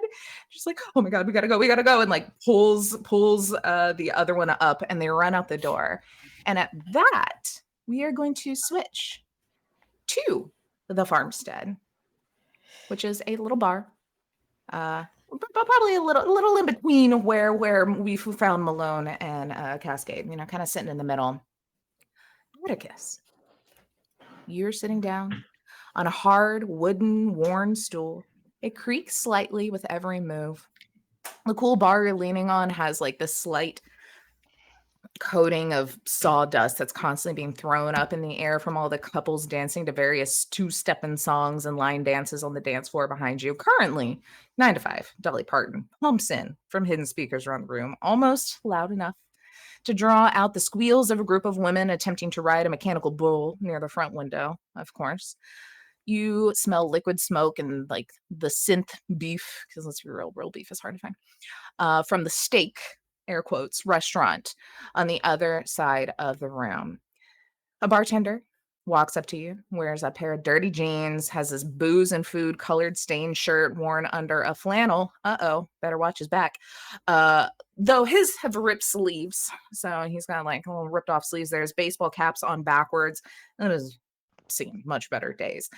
He's got a toothpick in his mouth, and he kind of looks over and he's like, what can I get for you today, Atticus? You know, this is Bobby Jean, the owner of the farmstead. Atticus, Hey, will you explain yourself? What yeah, does hey, you look like? hey, Bobby. Real quick, you know, I asked you not to call me my name when I'm here. I'd just be a lot more comfortable if you could, because you know, when I just, I need you to sit on your biscuits. I know you're real excited. You think I'm here to bring business in, but if you could just, you know, let's be real relaxed about this here, if please. All I, right. I'd like Maybe a just mud. like sport, Yeah, buddy, I'd pal. like a mudslide, virgin mudslide, if you will. That'd be real All right, great. I can do that. I can Thanks for do not that giving me for you. grief this time. I know you keep telling me it's just a milkshake, but like I'm trying to. I Yeah, did bite my tongue. I was about to say it, and oh I was like, yeah, I don't want to get into it I today. You know, appreciate me and it. the missus had a round this morning already. I don't need a round again with somebody else. So, No, I won't. I anyway, won't give you a round, buddy. Yeah. So Atticus, as you can see, uh, just good old farm boy. You know, he has this really pretty updo. He talks real cute. I'm gonna get out of this. This is a whole situation. Um, he talks in these lovely little southern colloquialisms, and he's just a private guy. He is a private guy, but as you said, people are obsessed with him. Comparatively to a lot of the people in Cyberpunk, he stands out in that in any other context outside of this area, he would not stand out. But people here mm-hmm. love luxury. People here love beauty. People here love getting modifications. People here love like looking good as shit. And he was just, you know, he was God's gift to Earth, so he didn't need none of that. But and like he never saw it as like a gift or anything. He was just like, this is how I am. This is my life. And so he comes to the farmstead because it's one of the few tech-free areas in town, and he's just trying to keep a low profile, keep it chill. You see that Bobby goes over to the kitchen area because it is just a milkshake and does not have the things to make that behind his bar, so has to go to the restaurant portion. But after a bit, comes back, has it all poured up in like, you know, a little hurricane glass to make it still look like a cocktail. Um, hands over, he's like, so sport, what you been up to lately? Oh, oh hell. Let me tell you, Bobby. Like, I honestly feel like I'm too big for my britches right now. Cause like, I was under the impression that I was gonna come here, have myself a nice, lovely little vacay, and I think things aren't great. Things aren't great. Everyone's looking at me like I'm some kind of something, and I don't get it. For the life of me, I don't. Have you seen those ads? I Someone told me to sign something. I thought I was signing for a package. Next thing I know, my face is splashed across the building. I don't. How did I? I don't know Look, what's do happening. what I do and just say you don't know how to read or write. People believe it because, you know, bad perception, but But this is the scare, Bobby. This is Bobby. This is the scariest thing. Like money keeps ending up in my account, and I don't know if it's legal. I'm real confused, Bobby. I don't. I feel way in over my head, Bobby. I don't know what I'm gonna do. you know, that's rough. But honestly, I'd say don't look a gift horse in the mouth. I wish that money was just showing up in my account. You know what's happening in my account? Money's leaving. Money's fucking leaving. Money's in, and then more of it leaves every damn day. Why is my But this place is so great. I mean, you don't get good old Southern charm without the racism in this anywhere. Like, we got the hospitality, we got the delicious cornbreads, we got the synthesized fried chickens. We got so much good here and none of the racism and none of the homophobias. Like, Look, I know. I how are you pride losing myself in money? that. Look, it Bobby, takes that a just lot to keep this place open and running. And honestly, my youngest, Cheryl, well, Oh, Cheryl. she Is she spends still more trying than to I do make. that thing? Is she still trying to do that thing? Like she told me like I don't know what's with her. She was looking at me, she's like, "You need to call me Shepherd from now on." Or like or like Rebel or something. Like she was trying to do a thing. Yeah. I don't understand it. Yeah. It was that for a while, and recently she bought an entire drum set. So now it's switched, and instead Oh of, I think, no. trying to be a punk, she's trying to be a musician. I don't know. Oh. They say support your kids in their ventures, but honestly, she gonna bankrupt us if she don't just pick one. Oh, that just deals my pickle. You want me to talk to her? I, I mean, you might be the best one too. Be like, hey, fame's not all it's worth. I mean, It I don't know. Maybe I'd like that better than her shooting up folks, but whatever means, I I guess. mean, if she's learning the hands-on skill. If she finds a way to contribute it, I mean, there ain't nothing wrong with some good old music. Listen to this right here. Listen, I want you All to right. hear me out, all right? This is really Okay. important, and you're gonna see Hmm. why, like, developing something you're passionate about is important. Listen to this right here. It's coming up. Working 9 to 5. What a way to make a living. Barely getting by. It's all talking and no giving. I They just use your mind and they never give you credit. It's enough to drive you crazy if thought you about win how it. much this song hit home. Miss Parton, Miss Parton, Golly. she knows. She knows. And They we should have we froze her like they done did Disney. they We could should have see, we done could froze use her. her these days. I mean, you know what? On one hand, I think they should have froze her. Another hand, you know what? God bless her heart. She deserves the rest. She did You're great right. stuff, for the civil rights movement. She's the reason why we don't have Trump statues everywhere. Who knew she'd be the face of a revolution? That's all I'm saying. Well, I mean, we God knew. bless her, We I guess. knew, We like, we knew. like who Well, knew? yeah. Yeah. While y'all are kind of having this conversation, you noticed a little like earlier into the conversation that the girls that were kind of doing the mechanical bull had failed horribly to last 8 seconds. Tried a ton, but then eventually did give up. And a couple went and sat down and started having some food and stuff in the bar area. One walked off somewhere, bathroom or something, probably. The other one you saw went up to the employee at the front, grabbed their electronics and left because no one is allowed to bring electronics in here. This is a nice little like escape. They even have little like kind of blockers for a lot of the cyber internal wear to like give you a moment. They're not gonna like stop your heart or anything, but stop outward and inward communications. Um, but you assume she left. And while y'all are ranting about how great Dolly Parton is, you catch out of the corner of your eye a flash, and you look and you see her nestled up against some of the ferns in the living wall, trying to look inconspicuous, holding the agent, trying to get a picture of you through this like very grimy, like advertisement covered window that is the front of this bar. You know, it's probably not great, but obviously she knew of you and is attempting something here. Oh, heck, butter my butt and call me a biscuit. They found me. I thought, how did they know I was here? I thought you said no one knew about the farmstead. I thought that was why business was bad. I'm sorry, that wasn't appropriate. But you know, like, Do oh, more marketing. So I did. I put that goddamn bull in. oh, heck.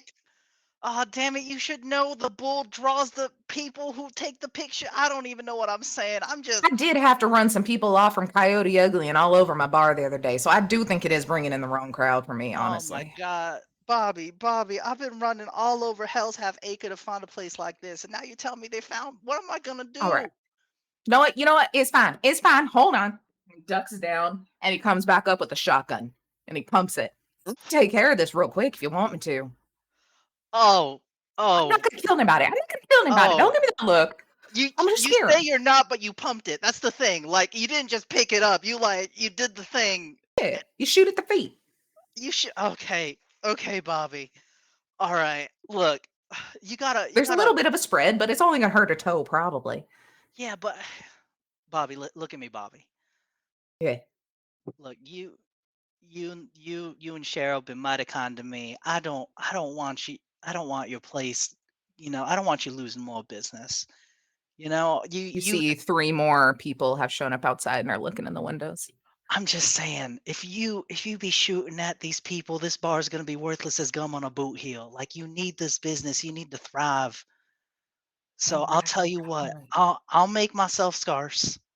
I'll get out of here. You know what? I'll tell you what. And I reach into my pocket and I slide a little like key is it card keys in this world or Yeah, regular yeah, keys? yeah. A little key card. I slide a little key card to him. It's a copy of my house key. I'm like, I'll tell you what.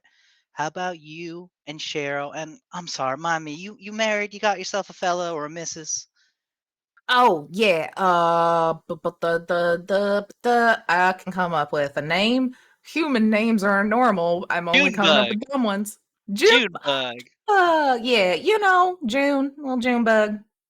Right. My better half, if we're being honest. All right. I'll tell you what. How about you and Junebug? My place up there, it's decked out.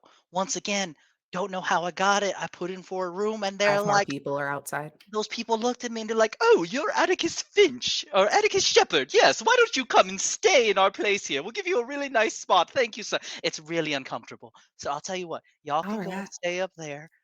Get yourself some peace. And you know what? And I slip another thing. They gave me a vault and they put like hella money in it. I got more than one. Y'all get what you need for your business, Holy shit. for the troubles I gave you. You take care of yourself. Oh my And God. you tell Cheryl, Atticus, chase the Atticus, dream, don't be Atticus. shooting nobody. Well, yeah, well, I guess she does get it from me. Look, I appreciate. We're gonna draw up some business paperwork, though. You're gonna be up. You can be a part owner or whatever you want. You can't be like just giving me money.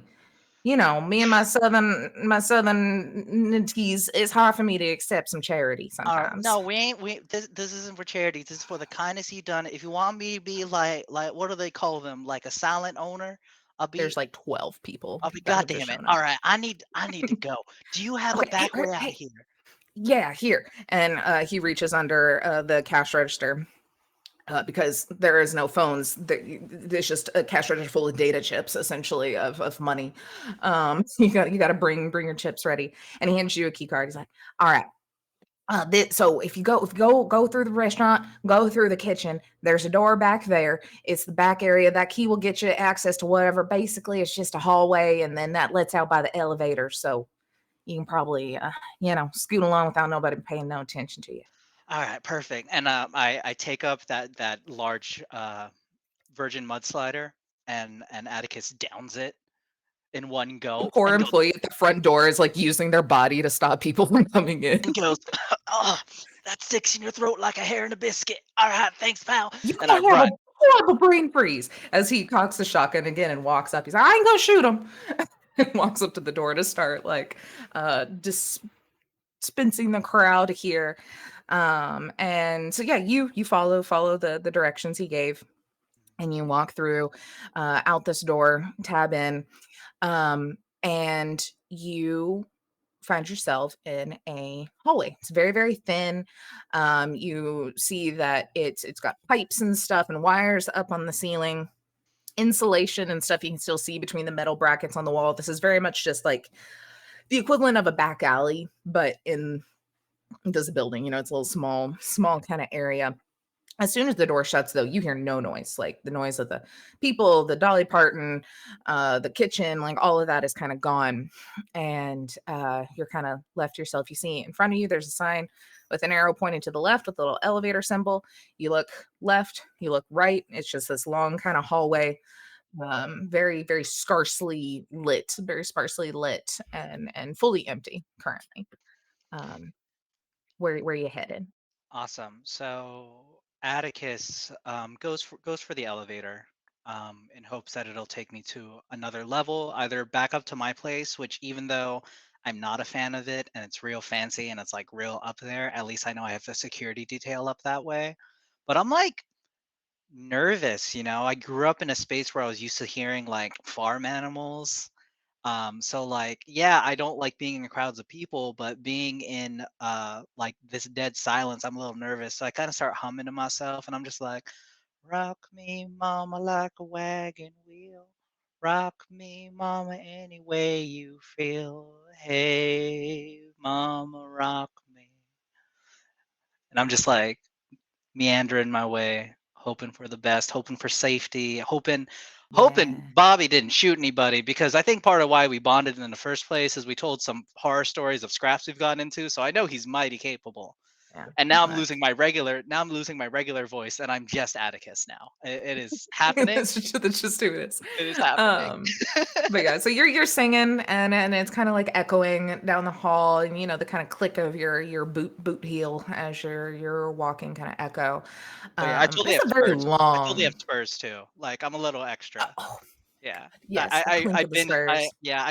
That was like the one thing with the extra money. I always wanted spurs on my boots and I couldn't afford it. So like I I got a love little it. something There's something. so many different pairs of spurs to Yeah. go through. But you keep going. It's very long hallways. You're pretty much going like the full length of the building before that seems like there's another hall at the end. And you're just kind of walking, kind of humming, and then after a bit you hear the echo of a door slamming. And you kind of look back, you don't see anyone. You look forward and you can see like just the like little bit of kind of where light is probably coming from this hall being blocked as someone is moving, and you now hear their footsteps as then stepping out into the hall in front of you. I mean, still a good bit, probably 50 feet or so ahead. You see a individual. And I mean, these were loud, heavy footsteps as you now see this person stands with their head just a few inches away from the ceiling pipes. Probably we're talking 6'5", 6'7", like big and tall.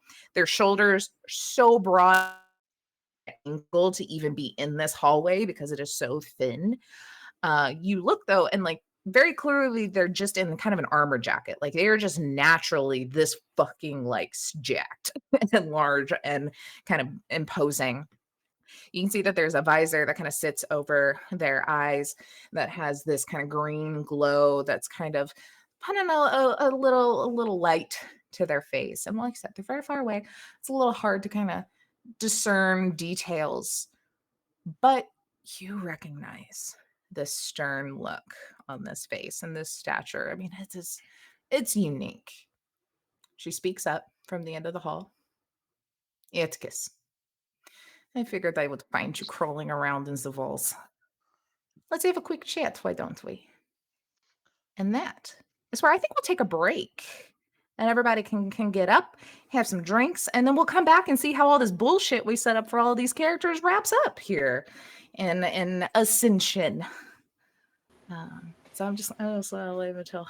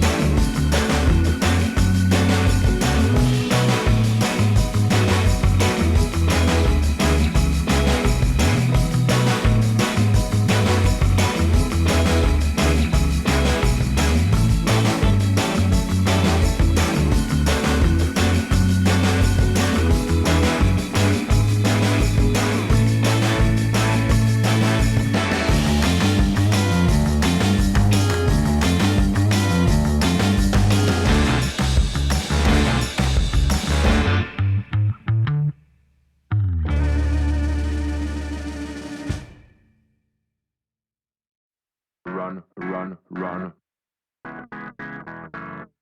Run, run, run. Run, run, run. You better run like you never been there. You better run, run, run. You better run, dun, dun, dun, dun. Run, run, run. You better run like you never been there. You better run, run, run. You better run, dun, dun, dun, dun. Run, run, run. You better run like you never been there. You better run, run, run. You better run, dun, dun, dun, dun.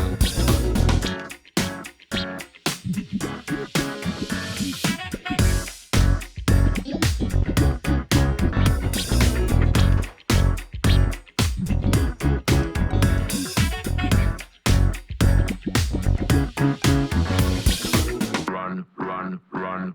You gotta run like you never been there. You gotta run, run, run. You gotta run, dun, dun, dun, dun. Run, run, run. You gotta run like you never been there. You gotta run, run, run. You gotta run, dun, dun, dun, dun.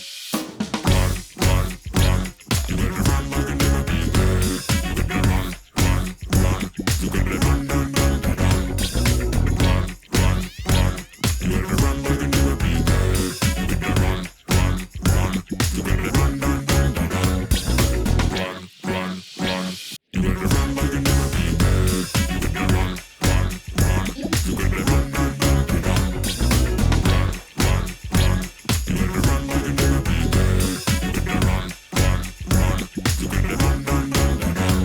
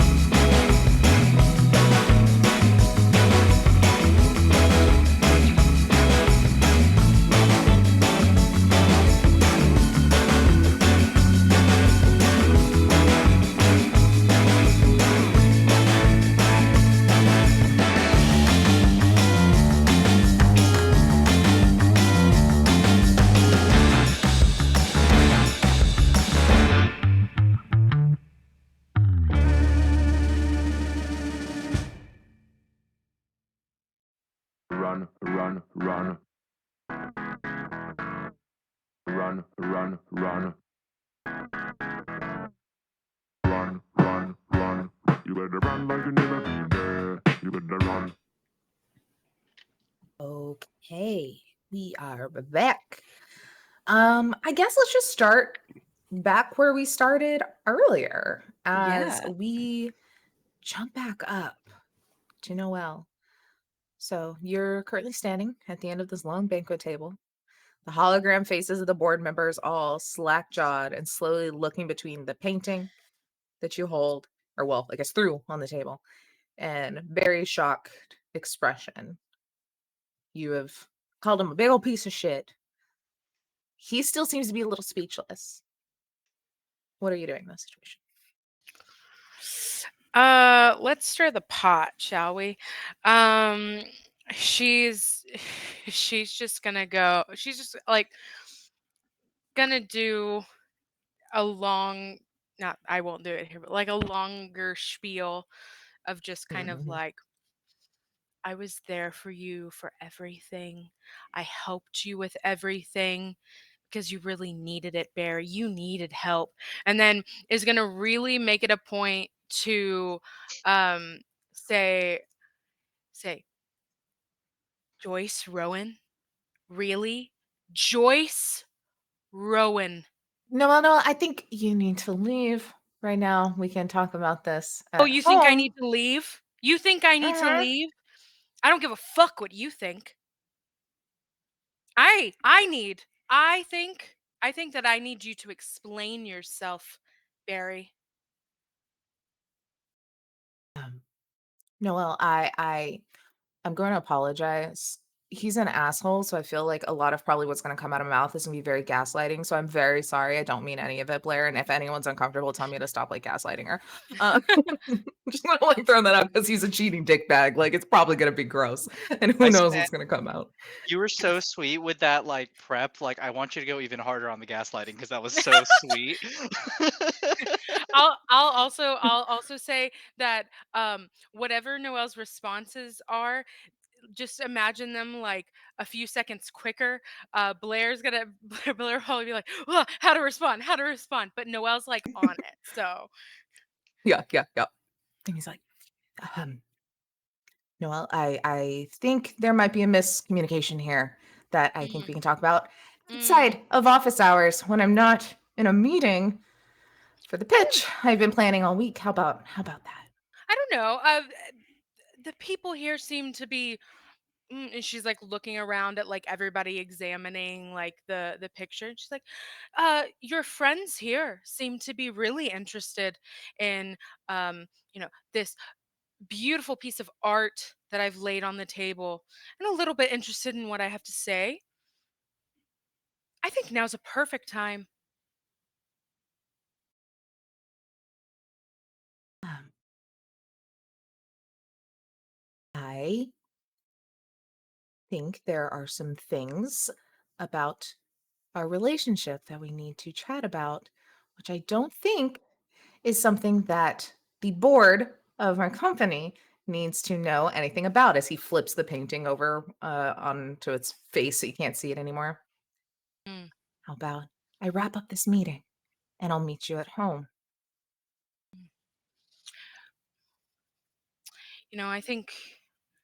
I think you might have a better time talking to Joyce Rowan. And she's going to just like again slide the picture like super fast towards him, and then He like click grabs clack. it and fucking flings it across the room, like, and it smashes up against a wall. Like it goes through one of the holographic heads. And, like the canvas like rips, and he's like, Joyce, I think you need to pack your things. Or sorry, not Joyce. Noel, I think you need to pack your things. What did you call me? No. I think she would have already done that before she like came here. Mhm. So um yeah, I think like not even looking at him, like already walking out the door, is just gonna say, already did it, babe, and just like click clack out, flip him off, like, you know. The door like stays open as Fitz is just like slack-jawed. He's been standing at the door this whole time watching this and just like, oh You my god. probably deserve a raise. You should do something about that, and just gonna like keep going out. Thank you. And yeah, there's just like dead silence. And like right when you get to the elevator and the doors are about to shut, you hear fucking hell unleash in that room as every one of those old men just start fucking yelling at I Barry about something. I think she's gonna get into the elevator and kind of like do like a it just like deep breaths, and then just immediately go into just like sobbing, just absolute sobbing. Um and probably I guess we'll head to is it kind of like where like on the floor that I live on, is it like is it kind of one of those things where like the suite is just that floor, or are there like a few on the floor? I would say there's a few on the floor, but like once you go into your suite, it is like multiple stories. So it's kind of like you kind of have some entrance on other floors. It's still very big, but this one main open area that kind of surrounds the wall where there's some park area type thing would have multiple Okay. houses. I think she would try to, cuz I mean, as the people in the cafe said, this is very much not like Noelle. So I think she would probably have her bags and everything in a spot where she can literally just like jump onto the floor, grab them, and like go out of Ascension, I guess. Like I don't, she doesn't really, she knows that like it would be a really bad mood move to meet up with like any other like gossipy housewife or anything like that. That's, she does not want to do that. Um Other than that, I don't think she really has friends. So, um, Just yeah, that, gets on the elevator yeah. and goes down. And yeah, you sitting in this moment, decompressing as much as you can. You have your things. You're oh, go on. I will say she probably did trash a fuck ton of berry shit before she packed. So, Absolutely. oh There's yeah, gonna there be like so many things that are just like found in the ponds. just Like broken shit everywhere. Some controlled fires maybe in spaces. So it doesn't set the building on fire, but it's like fire over here. yeah, yeah. Maybe like it sets a little panic, and then it's like, oh wait, it's not going anywhere, but still. But yeah. I love it. Okay. So you are on the elevator and you're going down before it opens at the lobby for the upper floors. So how the building kind of works is from the lower floors, you take an elevator to this lobby, which you then switch an elevator to go to the upper floors, as this serves as another layer of kind of protection of security here. And when the minute the doors open, you see these two very large individuals very clearly in like black suits, bodyguard kind of vibes, security guard kind of vibes. um and one of them will kind of speak up and look over to you like, Miss Langley, Uh, yeah, yeah. How can I help you? we need you to hand over your access card, please, as you're no longer a resident of the Ascension Heights. Mm, sure. She'll like hand it over and just like look down.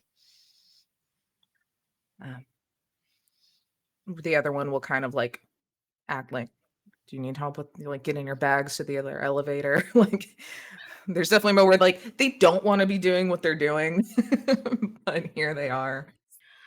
Ah, that'd be nice. Thank you. And Kind of grab them she's and going to go out with like poise, like is Mhm. trying to have her held as high as she can. Yeah, and the one that took your access card kind of stays back to like avoid making it like a scene as the other guy's kind of carrying your bags, and y'all have to walk all the way through the lobby where there's like different little cubicles of people working. security kind of building experts and stuff.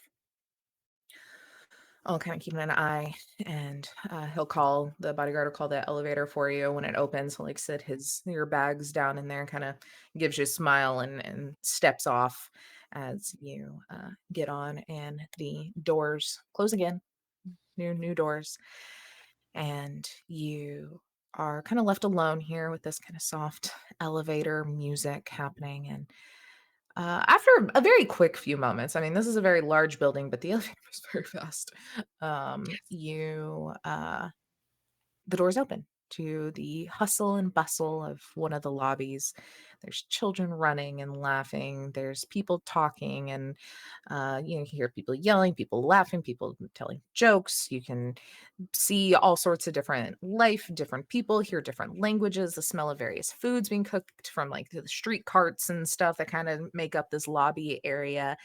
And you can walk out and you can look up, and you can kind of look up this living wall for a good bit, not too terribly far, as in the floors kind of like cover, but up at where you were, where you are now here.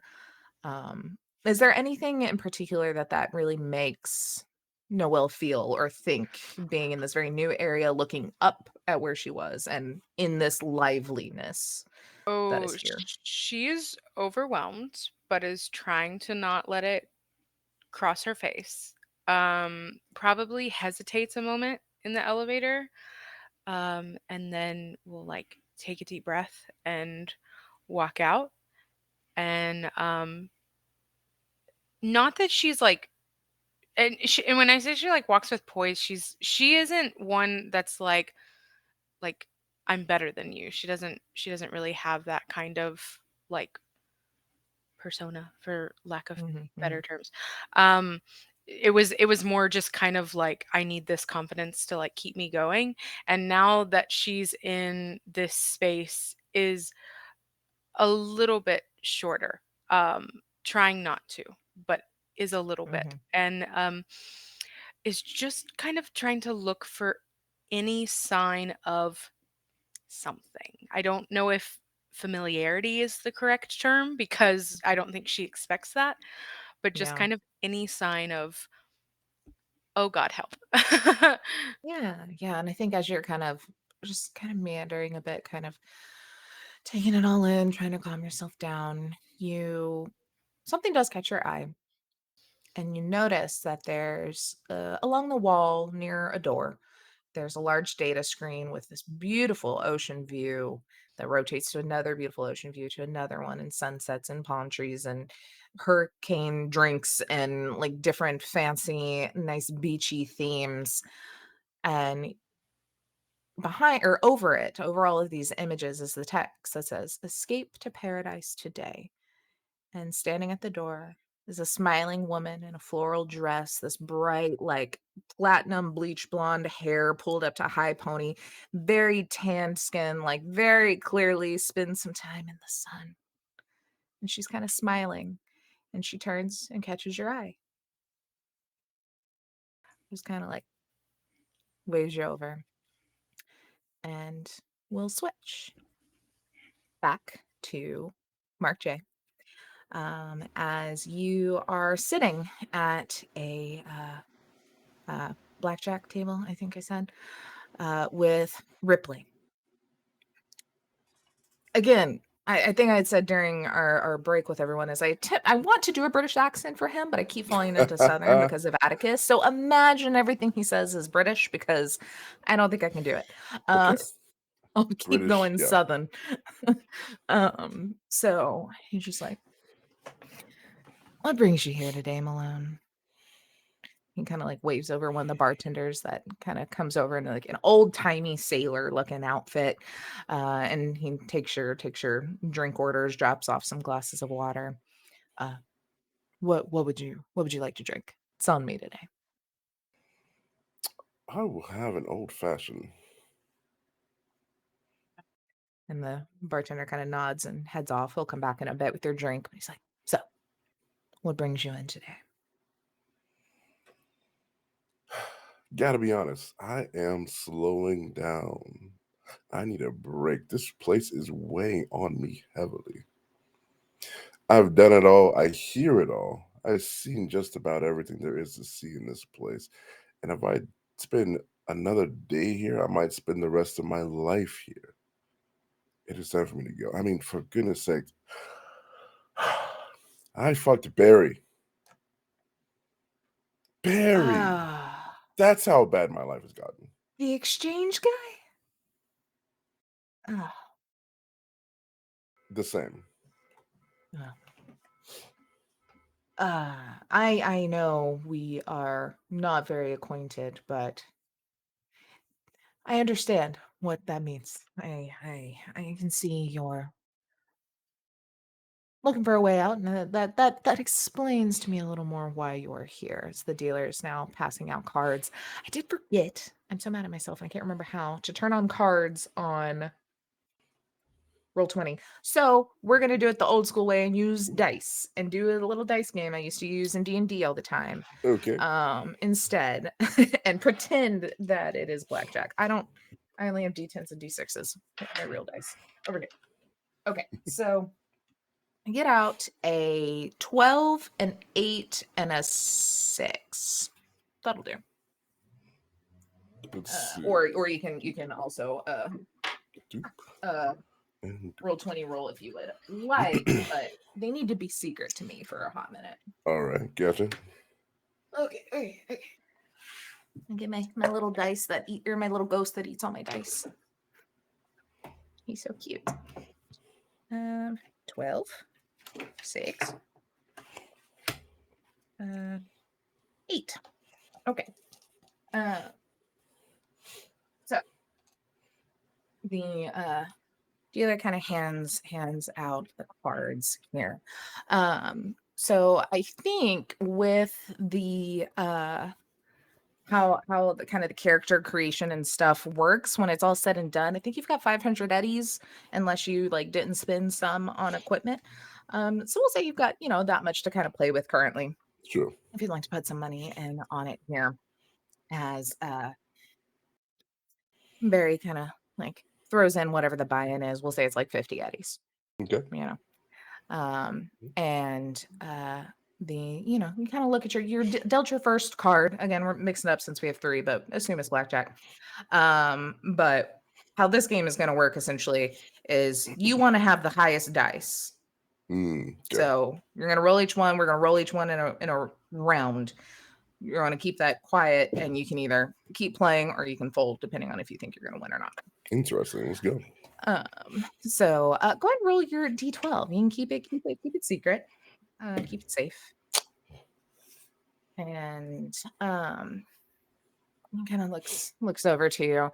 This is very much like you can tell that the dealer is just dealing when Ripley seems like he wants the next card to be played. He's like kind of taking a minute, but he's like, you're looking for a bit of a escape. So I'm assuming you caught wind of the job that I have, and you're interested in taking it yourself instead of getting a contract. That is very true. It seems quite appealing at this point in time in my life. Well, I will say this lead that I got is very appealing, and if it wasn't so fucking obvious that I was me, I'd go do it my damn self. Because have you heard of Paradise? That Ascension raft resort project thing? I've heard a few rumors here and there. Yes. Very nice. It's very all inclusives, the muckety mucks that or anybody apparently go and vacation there, and I don't know, probably do all sorts of things that I'm sure you would find interesting. If we're going to be honest, that seems right up your alley of a lot of people with lots of needs and deep pocketbooks. Good connections to make, wouldn't you say? Absolutely. Information is money, for lack of a better term. And I can't think of better place for me to maybe plant a few roots while I'm there. I like that. Information's money. I think you may be who I've been waiting for. The bartender comes up, hands you your drink. The dealer deals the next card. Roll your, or well, I guess, Ripley puts in another 50 eddies. Would you like to continue or fold? And then if you want to continue, roll the d8. Oh, wow. Yeah. You could also, if you wanted to do like a little you could do a little like persuasion to kind of bluff him. Maybe start to ruffle his feathers, make him think he's not winning big anymore. Yeah, definitely want to do that. Let me get a little bluff going on. Yeah. Ooh, also, so I have somewhere here. I don't know what this is exactly, but I have the Midnight Lady sexual implant. I don't know what that does, but if I can use a little seduction, Hell yeah. that would Hell be yeah. wonderful. Absolutely. So yeah, you can do I would still do maybe the persuasion kind of route if that's good for you. I'll Mhm. give you a little +2 on that, as Ooh, this is kind of your expertise. You're feeling it. He seems to be buying what you're selling kind of vibes. that +2 is 19 total. Nice. Okay. So, he kind of looks over at you, smiles a bit, as kind of having this conversation, and he continues to uh Mm, follow through with this bet, but definitely seems to be a little more open to your suggestion. Like he doesn't seem like he doesn't act like he has quite the upper foot anymore. It seems like with playing his game, with kind of the way you're talking about things, he's starting to see you more as like an equal and not like someone he can hire kind of vibe. But go and roll your d8. D8. Okay. It's Okay. glowing dark. Would you like one? It's like, wow. Yes. Information is money, and information is what I'm after, but information that is tip-top secret. So, let me just give you the gist of what I'm asking for to see if this might be something that you're interested in. I am looking for some information, some hard data, some computer data that a old employee of mine who worked on Ascension told me could be found in the captain's quarters, headquarters kind of area there. It's old, a little outdated compared to our normal tech. So if you get in there, it should be easy for you to nab the data card that doesn't match the others and bring them back to me. The thing, I guess, there's always a catch, right? Hmm. I would ask you to not tell anyone, look at the things, just use discretion to keep it on the down low. I'd hate for anyone other than us to know what's going on. Ripley, I'm a professional. Of course, I can keep it quiet. It's not my first job. Please. You'd be surprised some of the dipshits I have ran into, but to maybe entice you a bit more to not let things slip, or to maybe go digging yourself. And he'll put another 50 eddies into the pot and flips, or well, I guess looks to you to see if you're gonna go one more. Yeah, definitely. Okay. So go ahead and roll your d6. And He'll kind of flip over his cards with the dice is an 11, a 1, and a 1. He knew he wasn't fucking winning with a whopping 13. What is your final tally? A 1, a 5, and a 1. Oh, he did win. He just kind of laughs.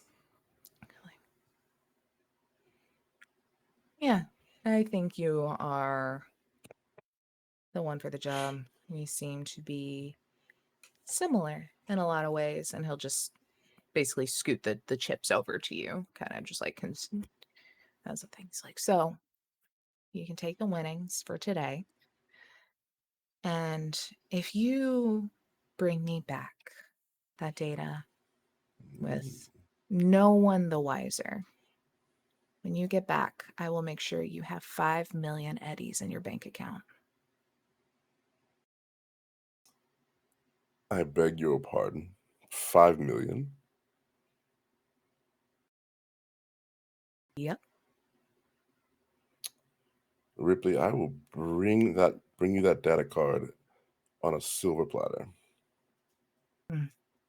It's my favorite. Well, wonderful, Malone. I wish you the best of luck in this. And he'll scoot over a data chip, and he's like, I thought about the best way to get you on board, and I think as a passenger you wouldn't really have access to the things you need, so I happen to know there's a little job fair happening currently, and I've taken the liberty of putting your name down as an attendee.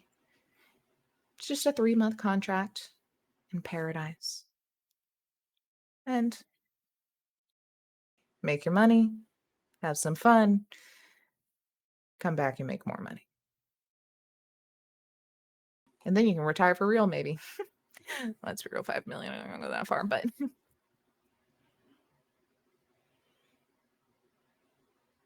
It sounds like a good plan. Almost too good to be true.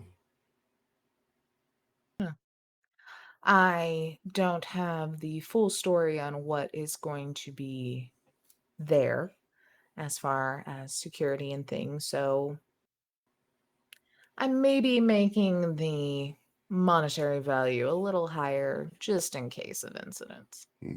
But I'm sure you're a professional. Does like a little like look up and down.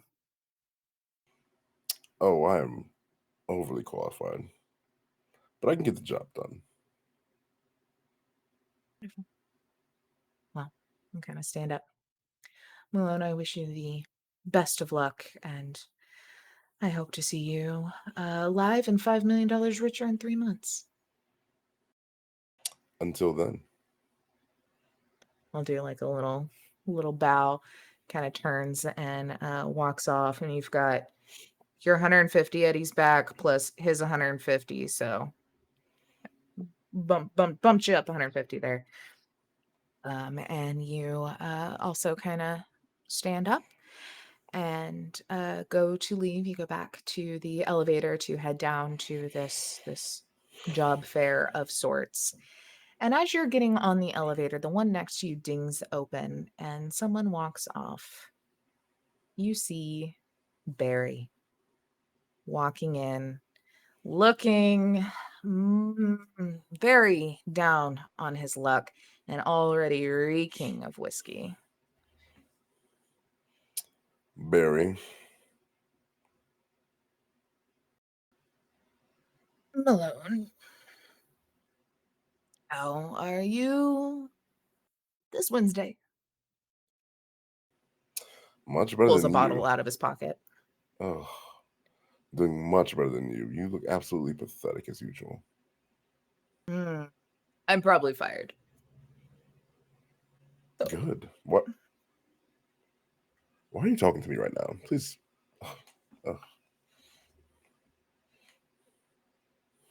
Bye. just walks away. And sits down at a table that's probably its usual spot. And you can, like, as you're getting on the elevator, you like catch eyes with Ripley across the room that just like shakes his head disgustingly and like gives you this look like, I get it. And you head down to the Ascension kind of business area to where he has directed you.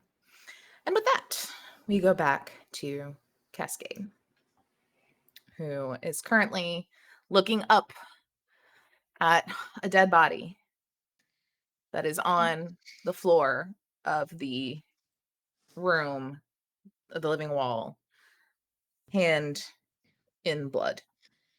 These things happen.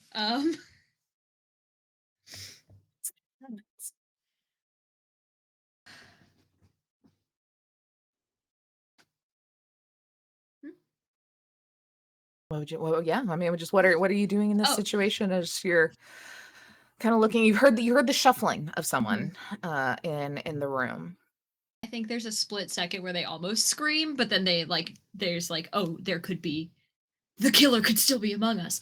So I think at this point they're just sort of, sitting tight and waiting and Okay. hoping whoever it is not currently jacked in like a way that can see them. Okay. So you sit there for a second, kind of lean up against kind of a wall to kind of hide and looking up and listening, and you hear the sound of the footsteps coming a little closer. They hear, ah, fuck, man, we need to get some better cryo bags. This guy slipped right out, and god damn it, he broke this grate. And then you can hear someone else be like, are you fucking serious? And then there's like a little bit thing. He's like, well, maybe if you want to fucking just throw him across the room. Look, I know this is the shit job, but maybe if you didn't go fucking ruffling feathers with our boss, we wouldn't be in this situation. There's like a full on argument happening as you see someone kind of coming up that's got this like white jumpsuit on, has a biotechnical logo on it. You can just see just the upper body of them kind of come up as they grab the feet of this guy and start to drag him up. And you're like, oh, God damn it, what are we? And there's just like some grumble, and then it's like, whatever, we'll get someone down here to clean it. Just hurry up and dig a hole. And then you get a page on kind of your internal comms from your manager, Hannah Pritka. Sure thing, boss. Like, is this something that would be audible? Yeah, like in your ear. Okay, it's not in the room. Okay. Right. For sure. Cascade, are you in the equipment room number 75? I don't think they're gonna open their mouth. I don't know if there's like a way on like a pager to just be like, message received. Like yeah, like, just do like just a like click. just like a click, yes. Just like, I am at the outlet of the crawl space. Could you please come here right now, quietly? Like and then they'll just like as soon as whoever's up top is out of eye shot, they'll just like very slowly, their feet are metal is the thing, so it's like very slow because they will be clinky. They are not a stealthy person. Yeah.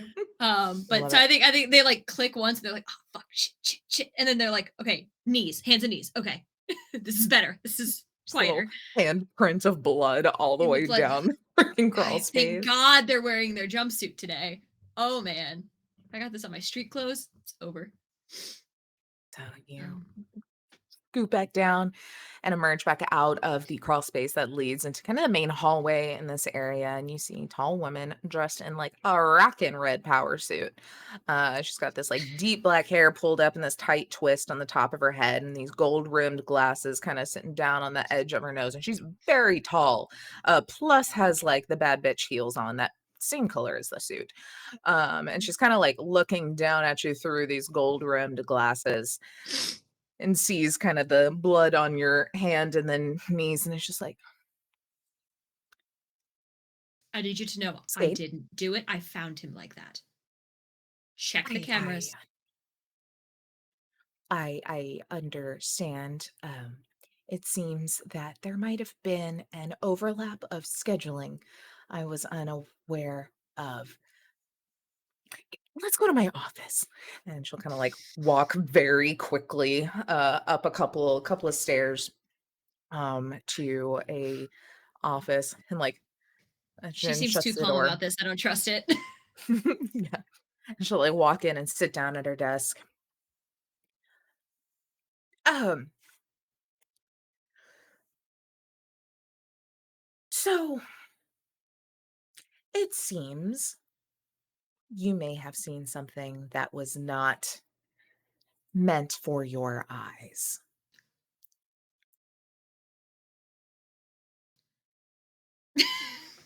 Just no words, just mm-hmm. I have talked with one of the um, members of communication that I have through Biotechnica for this Living Wall project, and they have assured me that they are not upset at our situation. Not that it would be your fault, scheduling issues, but that maybe this might be a harder pill for others within Biotechnica to swallow, as this is a project that is very top secret. I'm going to be honest, I didn't fully know about it until this situation either. Just doubt, but Um, I You've worked very hard on this wall and you've been very invested in the success of the equipment and programming. I do know though that you wish to maybe get a little more hands-on with the actual flora, yes? I would not be opposed. Just sus. Even more sus. Mm. Well, unfortunately, due to the situation that Biotechnic has put us into today, there is a bit of a need for you to maybe get some distance from the situation, just long enough for them to figure out what they're going to do without you being in the line of fire here. You know our sister development, Ascension in Paradise, the raft. Yes. How would you like to maybe take a contract there for a few months to get out of the heat of this? And I can put in a good word with the hiring manager to get you on a team actually working with the plant life, as it's very important there. I mean, they have actual gardens. That's how they have food and the sort. So it's very intricate and For seems you would sure, be for a sure. great addition to their team.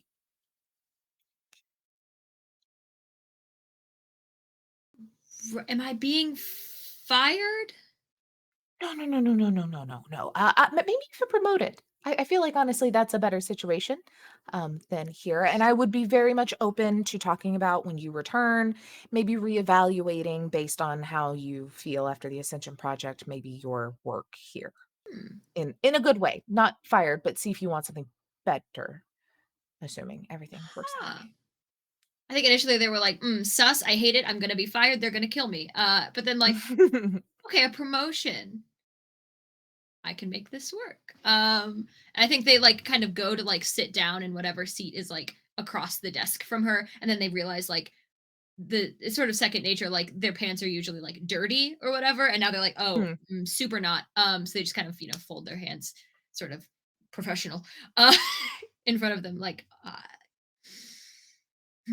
plaster the fake smile. Where do I sign? Wonderful. Here and sends over or pushes over a little data chip. Maybe go get yourself change of clothes, but they're having a bit of a recruitment fair currently to actually sign the deal. I've already, or I can, I have not already. I want to make sure you were open to it. Send a little note to them that you'll be coming in on the hiring board. Mm-hmm. And just for clarity's sake, if I chose to not do that, Can't really protect you from what Biotechnica does because they'll have direct access to you. right. Then I suppose it's settled. I wish this was not the outcome that needed to happen because honestly, it is fully on their head. But It's on ours now. yeah, unfortunately, I probably shouldn't say this as I do work for a rather large corporation. But you know, corporations and their ethics, I don't want you to take the fall for their mismanagement. I am open to a vacation instead. Exactly. I hear they have great Mai Tais and jet skis. Right. They've got dolphins. I mean, they're biomodified part machine, but you know, that's fun. Interesting. And they have the sister project for the wall is. Have you seen pictures of Paradise? No, wink. I don't think I'll say anymore, so you can just be just as surprised, because honestly, it puts our wall to shame.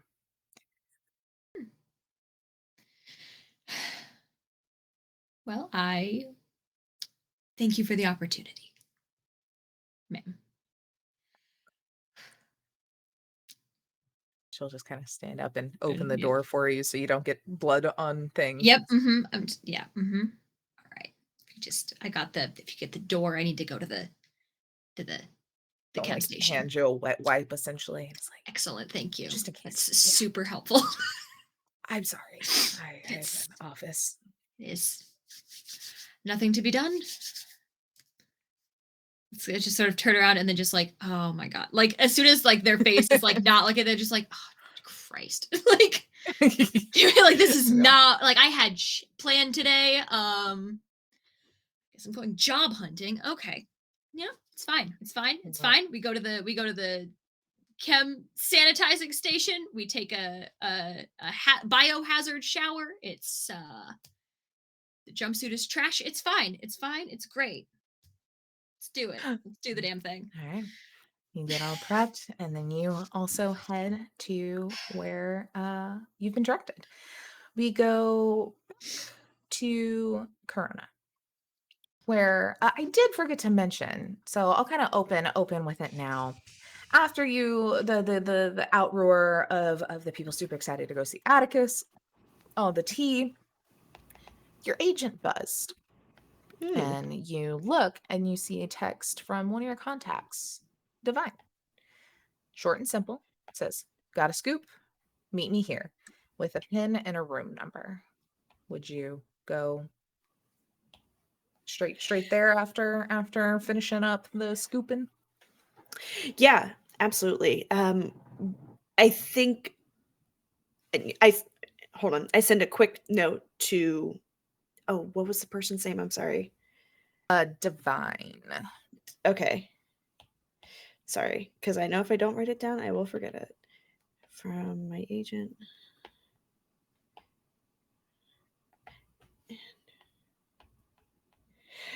Okay, sorry.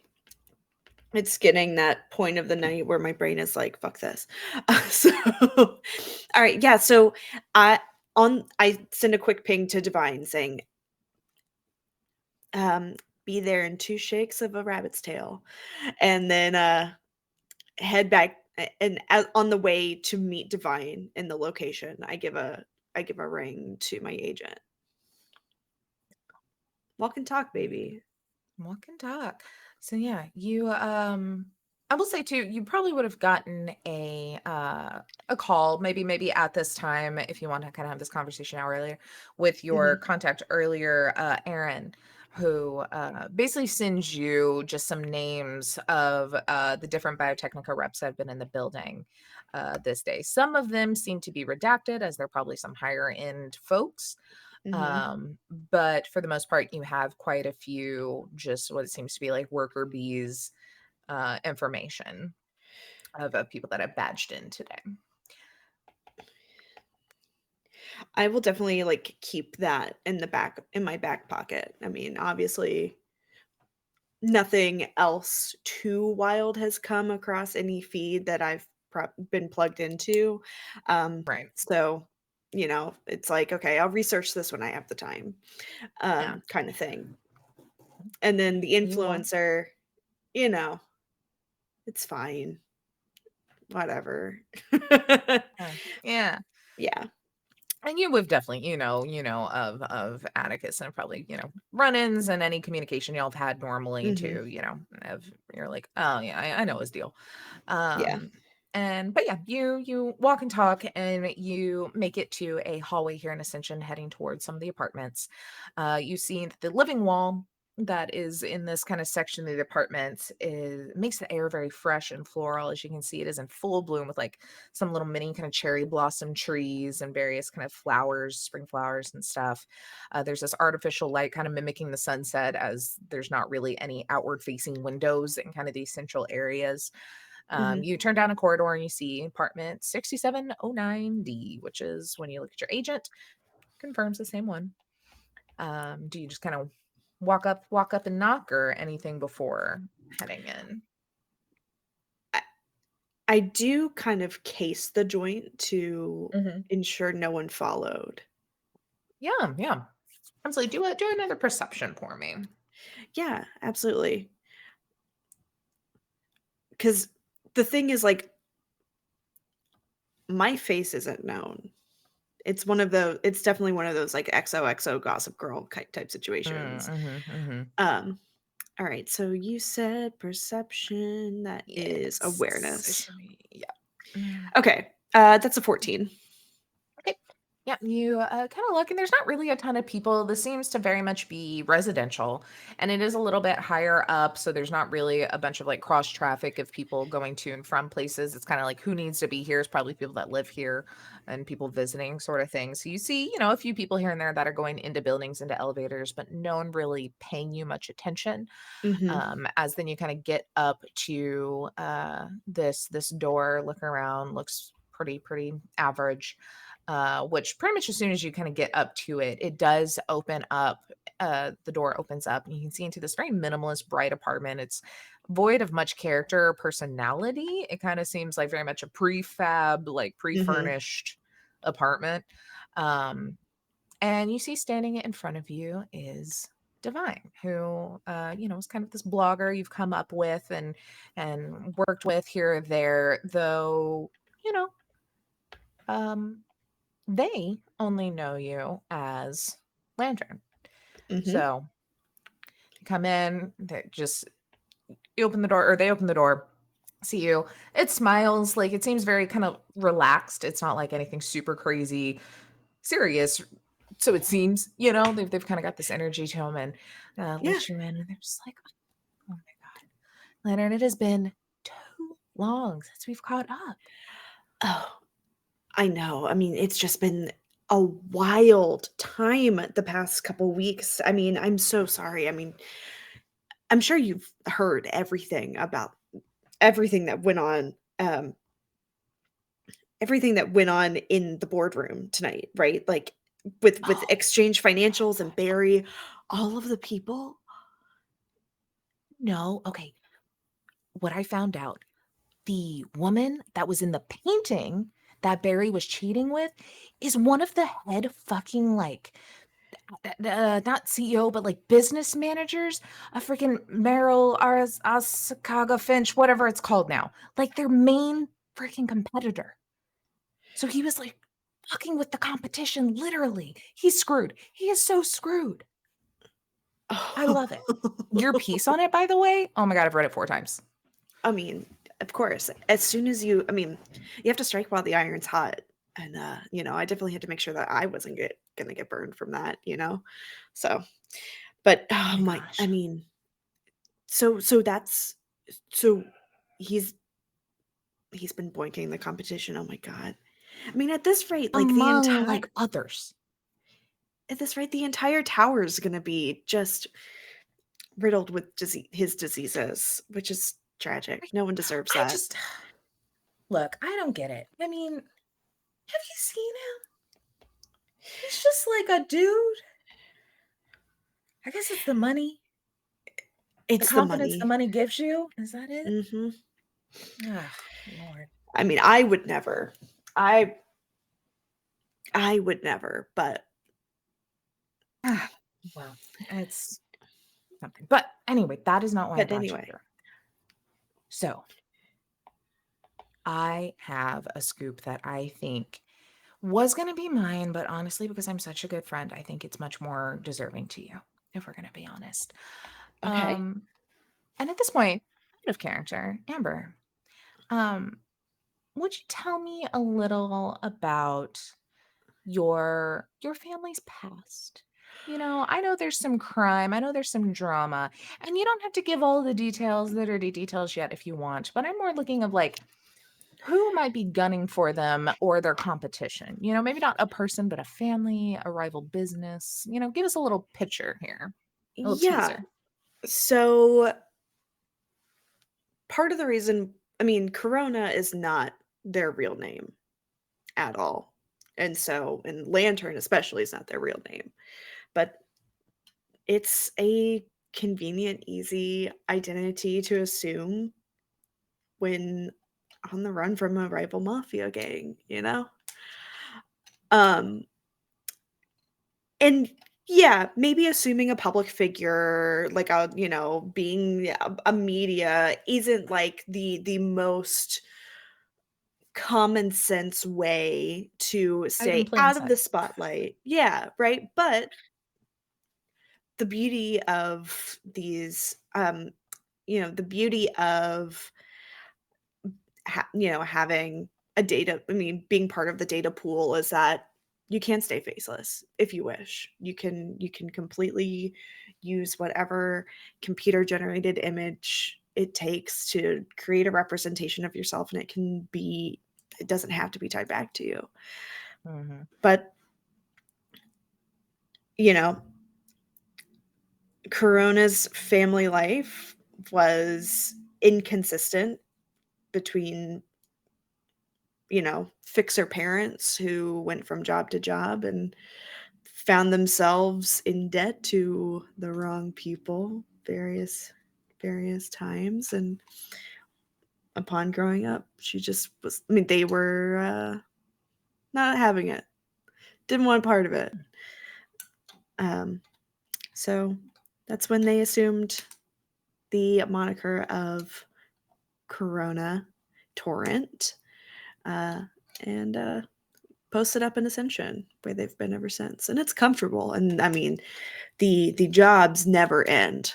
The scoops are flush. So why leave a cash cow when you can continually milk it? So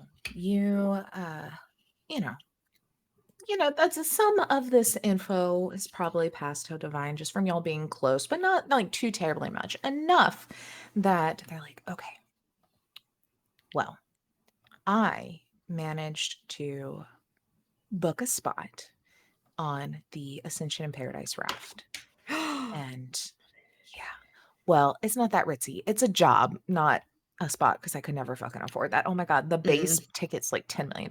Anyway, yeah, so, there's just so many people that know so many people that are so important that just, oh my God, are so drunk. Do you know how much they probably tell people?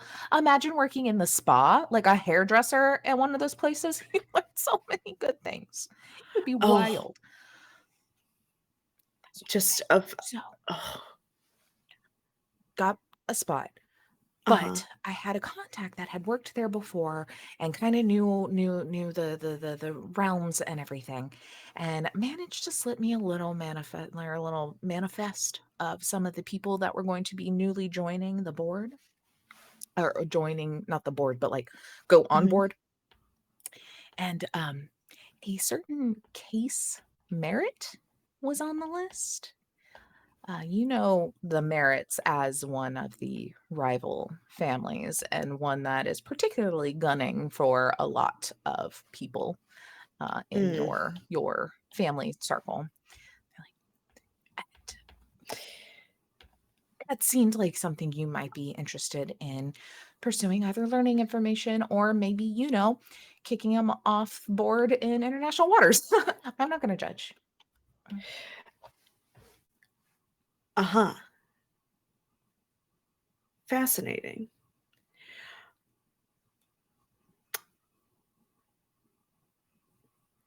So would I take your spot for that job? I mean, that's I don't want to I mean, that's a huge opportunity. I don't want to take that from you.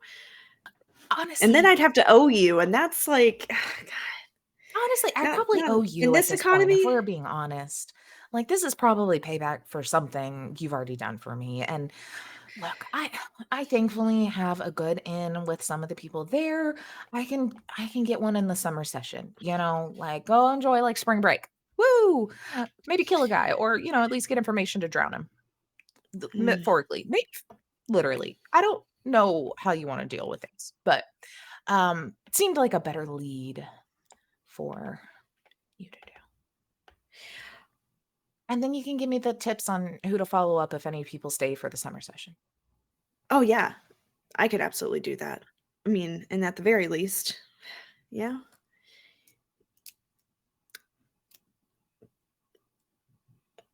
Sorry. I just trailed off. Well, yeah. Whatever happens. Oh my God. Sorry, I'm already thinking like 6 steps ahead because like what if I get caught and then I'm the focus of no. Okay. Well, but this you know what? No. Thank you for this opportunity. This is great. I deserve a You're so break. You're right. honestly, like that's the thing. Oh my God, you're gonna get to like focus in on your work instead of having like 30 projects going at once because you're gonna have to. There's just gonna be people there and you can just focus fully on those stories.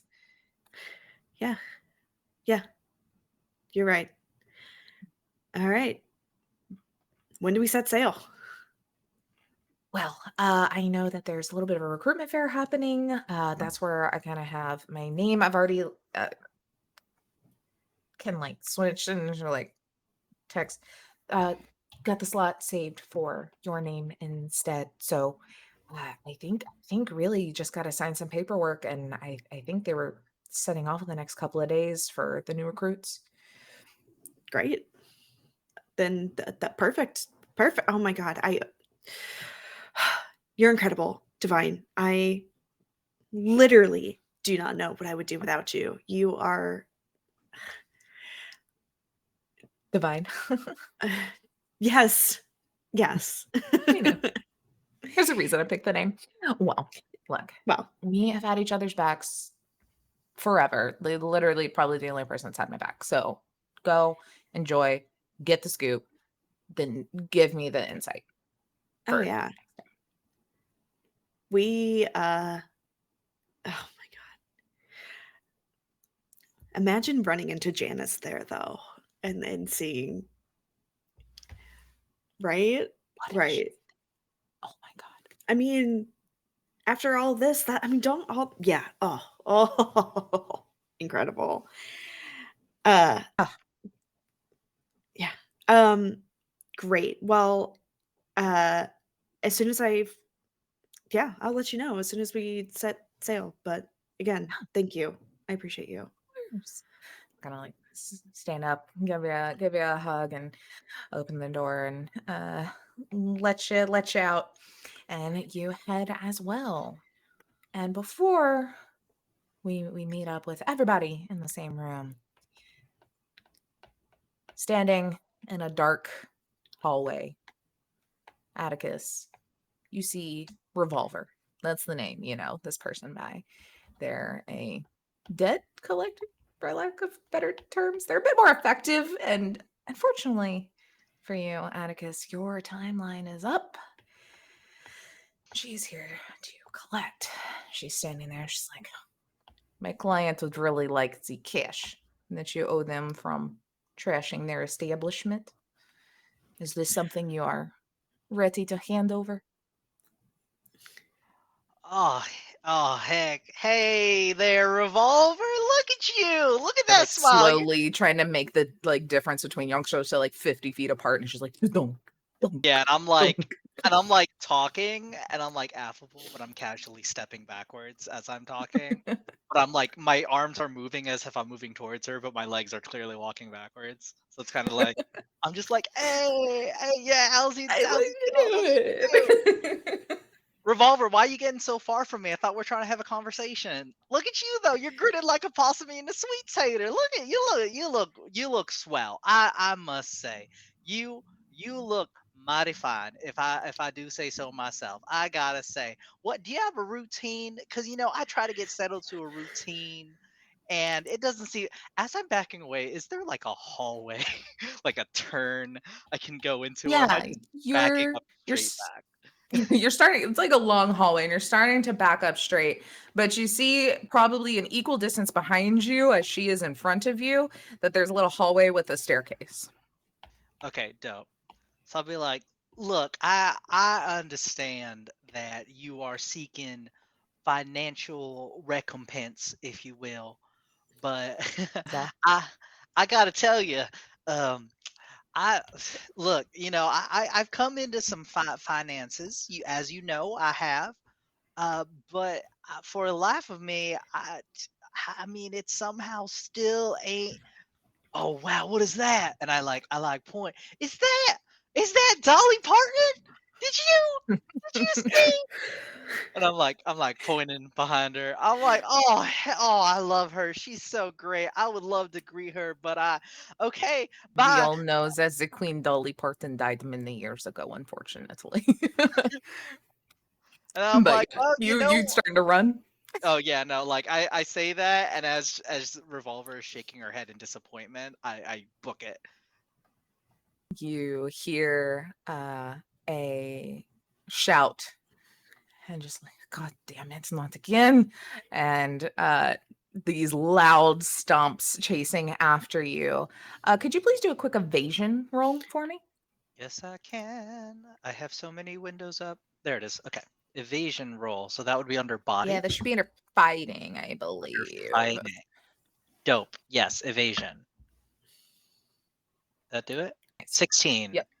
All right. You hear a shot behind you Mhm. of a revolver. Fitting.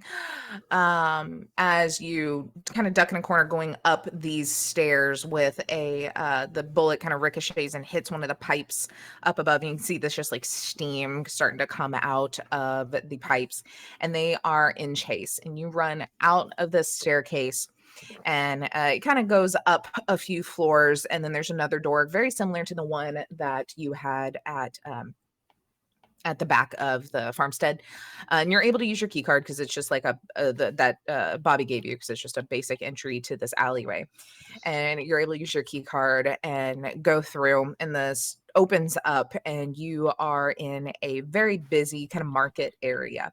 You see that there's different little stalls of food trucks and little tchotchkes for sale and different things all along the sides of the walls are these different buildings, but you hear the clump up the staircase behind you, and Revolver's body starting to slam into this door as they don't have a key card. Yeah. So as that's happening, this is at the crowded area. There's a lot of people there. Yep. Um, I take a moment and I go, oh Lord, help me. I can't believe I'm going to do this. And I take a deep breath in, and at the top of my voice, I go, well, that just dills my pickle. The door behind you comes flinging open as Revolver squeezes through, out of breath and kind of looking. Will you please roll for me as you say, does that dill my pickle? Yeah. Your rocker boy, so your charismatic impact, but I believe let's see. Yep. Impact I on the think you group just is a roll. DV10. Yeah. Yep. I think you just roll the impact roll. Okay, here I go. What a time to roll a critical failure as you have Oh a shit! negative something. Math. -3. There's a You 3? say, Yeah. well, doesn't dig my pickle as they out. And everyone more notices this large, terrifying woman that has busted out of the door holding a revolver than really fully getting to like soak in who you are. Like the tension is just drawn. Like if people were still paying attention, might be good. But it does not seem like there are any fans here currently paying attention to you. All right, so I'm gonna What would take a you like to moment do? here. I'm gonna apologize to everyone here for how sexist this is about to be. I'm very sorry. I'm like, help! Help! It's my crazy wife. Listen, she can start an argument in an empty house. Okay, I came here to Ascension to get away from her crazy ass. Help me, women, right? I look at like one guy who looks particularly like that would like resonate with him. Like women, He's like, right? yeah. This one dude's like, yeah, crying a little bit. Okay, so And in my head, I'm roll. just like, the one fucking time I want to get a use out of these people, they don't notice. Right. So I think for that, just maybe a persuasion to see if you can get any of these like people that don't necessarily know you but are now like relating to your situation to try and help out. Oh, thank God. Poetry of these dice I rolls. just went in the Um, polar opposite direction. I love it. you unfortunately get a band of rowdy, shitty looking men that are fully like, yeah, fuck women, right? Not the crowd you want to attract. Same difference. Honestly, it's a win-win. I get safe and like I get to see a woman beat the shit out of a bunch of shitty Andrew Tate fans. Oh So yeah, like, they're gonna fucking die. oh They're yeah, so no. gonna get killed in this situation. But you just are kind of booking it as they're like coming up and they're like, what are you doing? Like messing with our boy, like, blah, blah, blah, blah, blah, sexist bullshit. You know, they're like really like getting up As in their I'm face. running, I like turn and I catch Revolver's eye and I go, "That's not me. I'm so sorry. I gotta go." And I book it. She just gives you this look and then decks one of the dudes right in the face, like not breaking eye contact with you. And so he absolutely flattens this dude in front of her and like pistol whips another one. Still clearly trying to chase after you, but you are getting this head start here as you run through this area, giving a quick little apology, and you kind of slide down these, you know, the banister of some stairs in this shop area, and you land, and in front of you is a group of about 6 people, all of them wearing cowboy boots and like Henley button up, Long John looking shirts. And they look at you. Oh my God. Oh my God. Oh my God. Oh my God. It's him. It's him. It's him. Oh my God. And they're just like in the early stages of like Beetle stand freak out happening currently. Yeah, I like as they're freaking out, I get a good look at their hands, perfectly manicured. Like clearly like real soft hands. They ain't never done anything. They're all about the look, you know. How old are they? I would say all in like mid to late 20s. Gotcha. You know, like old enough that they're relating to your words, Yeah. but they're still like a little fanning, you know, a little like Yeah. So I like do a mini test just to see, and I see them. I'm still in a little bit of shock. I just go, that just deals my pickle. God, oh my God, he said it. He said it. He said the thing. He said the thing. And there's like some squeals, and they're just like, one of them puts on this very horrible Southern accent doing this horribly offensive. They're like, oh my God, he said the thing. He did it. It's like, All right. got a Yes. little bit of like this like California twang to it still. It does not work. Yeah. I go, all right. It's me. It's true. Y'all are my, and I'm like trying to recall the word that someone told me. Y'all are my sheep pies, right? That's what y'all are. You're my sheep They pies. turn around and they all have like these cute little chibi sheeps like on the back of their shirts. They're clearly like printed together. Oh, that's great. Well, I got something to tell y'all. There is a very aggressive woman coming after me. She is trying to take my place. She's trying to like show people that she's like she's trying to show that she I cares more could about y'all than never. Well, here's the thing. She does it with aggression. And I'll tell you, you get tangled with this woman, she'll knock you in the middle of next week looking both ways for Sunday. It ain't gonna be good. So here's the thing. I'll tell y'all what. If y'all can uh help me hide, I will I don't know what do y'all want within reason, okay? Like within reason. There's this one that's like, oh. Yeah. Well, it's like, honestly, I mean, just like an autograph would be fine. This is already just like really, really, really, really, really, really cool. There's like this hallway that way that there's no one. There's like no stores. Go, maybe go that way, and we'll All right. like this. We'll stop her. We'll stop her. We can take her. We can take her. Like it's No, like no, no, what? no. Like 5 Don't against 1? don't fight her. Don't fight her. She just knocked out a bunch of hoodlums. Just act really excited, like I went a different direction, and just divert her Okay. away from me. Okay, that's all y'all Okay. gotta do. And I'll tell you what. I'll get you the autograph under one condition. I'm Okay. not I'm not signing body parts. All right, it's got to be a piece of paper. Like it's got to be. I might What I about might a shirt? I'll do a shirt, but Mm. depending on where that shirt is placed, I'm not gonna do the chesticle areas. So like we're gonna be real respectful about this. All right, That's real respectful. I do appreciate that. all right, and at some point, we got to talk about that. Like my voice not a costume, but we'll get there. All right, I gotta go. Okay, all right. Thank y'all very much. I gotta go. Oh, you hear that screaming? You hear that? That's Doom, her. doom, Yeah. doom. Yep. And I book it. I book Coming. it down that alley, and I like kind of peek a little to watch what happens. Yeah. So you kind of start to run. You're like looking back as they turn it on. They pop off as like one of them just like straight up like stands up on a table and like starts to kind of like run towards the opposite direction you are. Just be like, so I want your autograph. And like all of them are like squealing and cheering and all like trying to be like, yeah, like he went that direction. Well, it's not great, but like it's enough.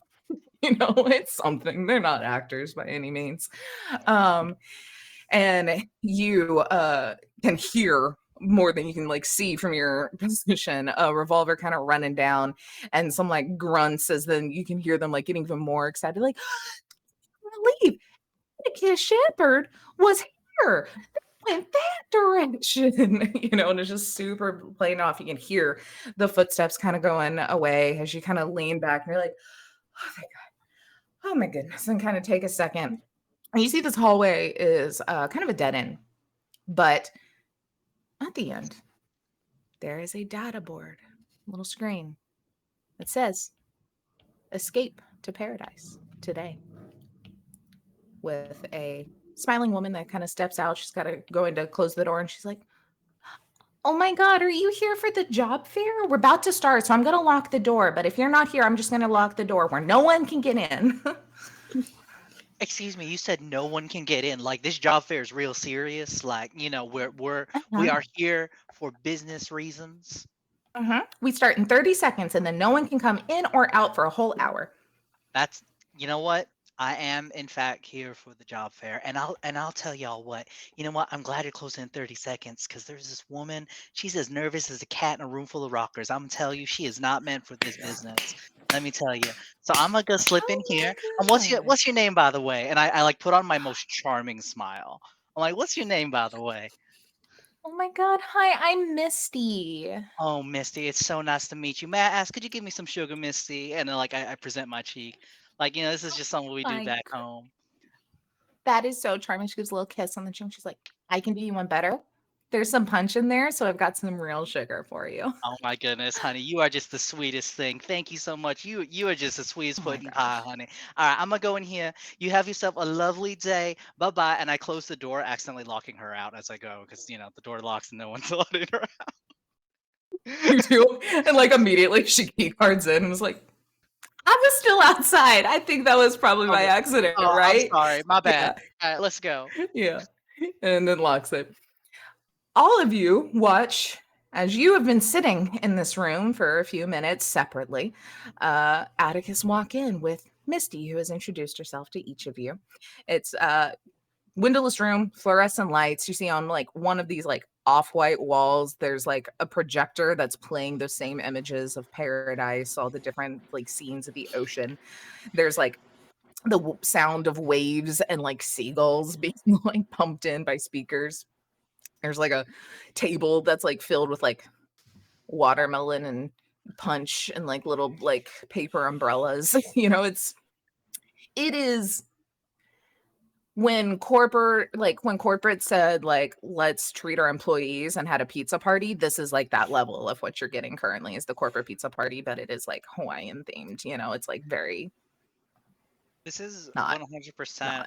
I went to one of those meetings where they try to get you to buy a timeshare because they said we get a free Amazon Fire Stick. This is what that feels like. fully. This is it. Fully, that is 100% the inspiration of this entire thing. So you're there. Right. That is fully where Yeah, you this are is at very currently. familiar to me, yeah. Yeah, there's like a bunch of folding chairs kind of set in a like semicircle. You can see there's like on the table there's like inflatable beach balls and like the little like inflatable like flamingos. It's a thing. But as Atticus comes in, you're all kind of standing there just kind of like looking at each other in whatever awkward ways you kind of would. Misty, Oh yeah, the kinda first person I clock is 100% Corona, and I like immediately try to hide my face. I'm like, oh heck,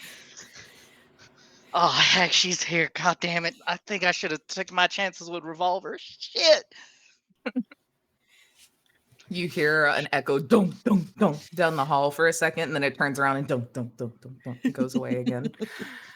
But yeah, so Misty comes in, like I said, very kind of darker skinned anyway, but then very clearly tanned on top of that, and sun kissed, has this like platinum bleach blonde dyed job hair up in this very long like Ariana Grande ponytail going on. Has on this like dress that has a little hibiscus flower pattern all over it. These like little like white ked sneakers, like very much looks like a sorority girl trying to recruit you to the sorority at like freshman orientation. It's just fully in this pep vibe.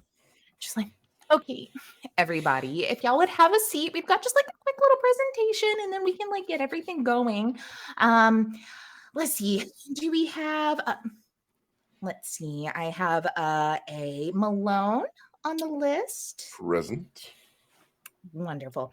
I also have a Cascade. Wonderful, wonderful. Let's see. Then I also have, oh no, not Divine. I'm sorry. It's Lantern. Present. Wonderful. And then we have two newcomers here. I'm so sorry with all the hustle and bustle. I did not write down your names here and to kind of like hand over the tablet to Noelle first and be like, what was your name again, ma'am? Here, she'll like type it in. I think she's just gonna put in L Hayes. So yeah, like try to not really use like her real name, but just kind of like L is in like L Woods. Yeah. But like L Hayes. Like, here.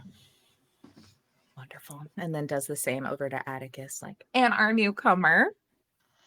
Oh, yeah. All right. And I go to write and I go, this is real embarrassing.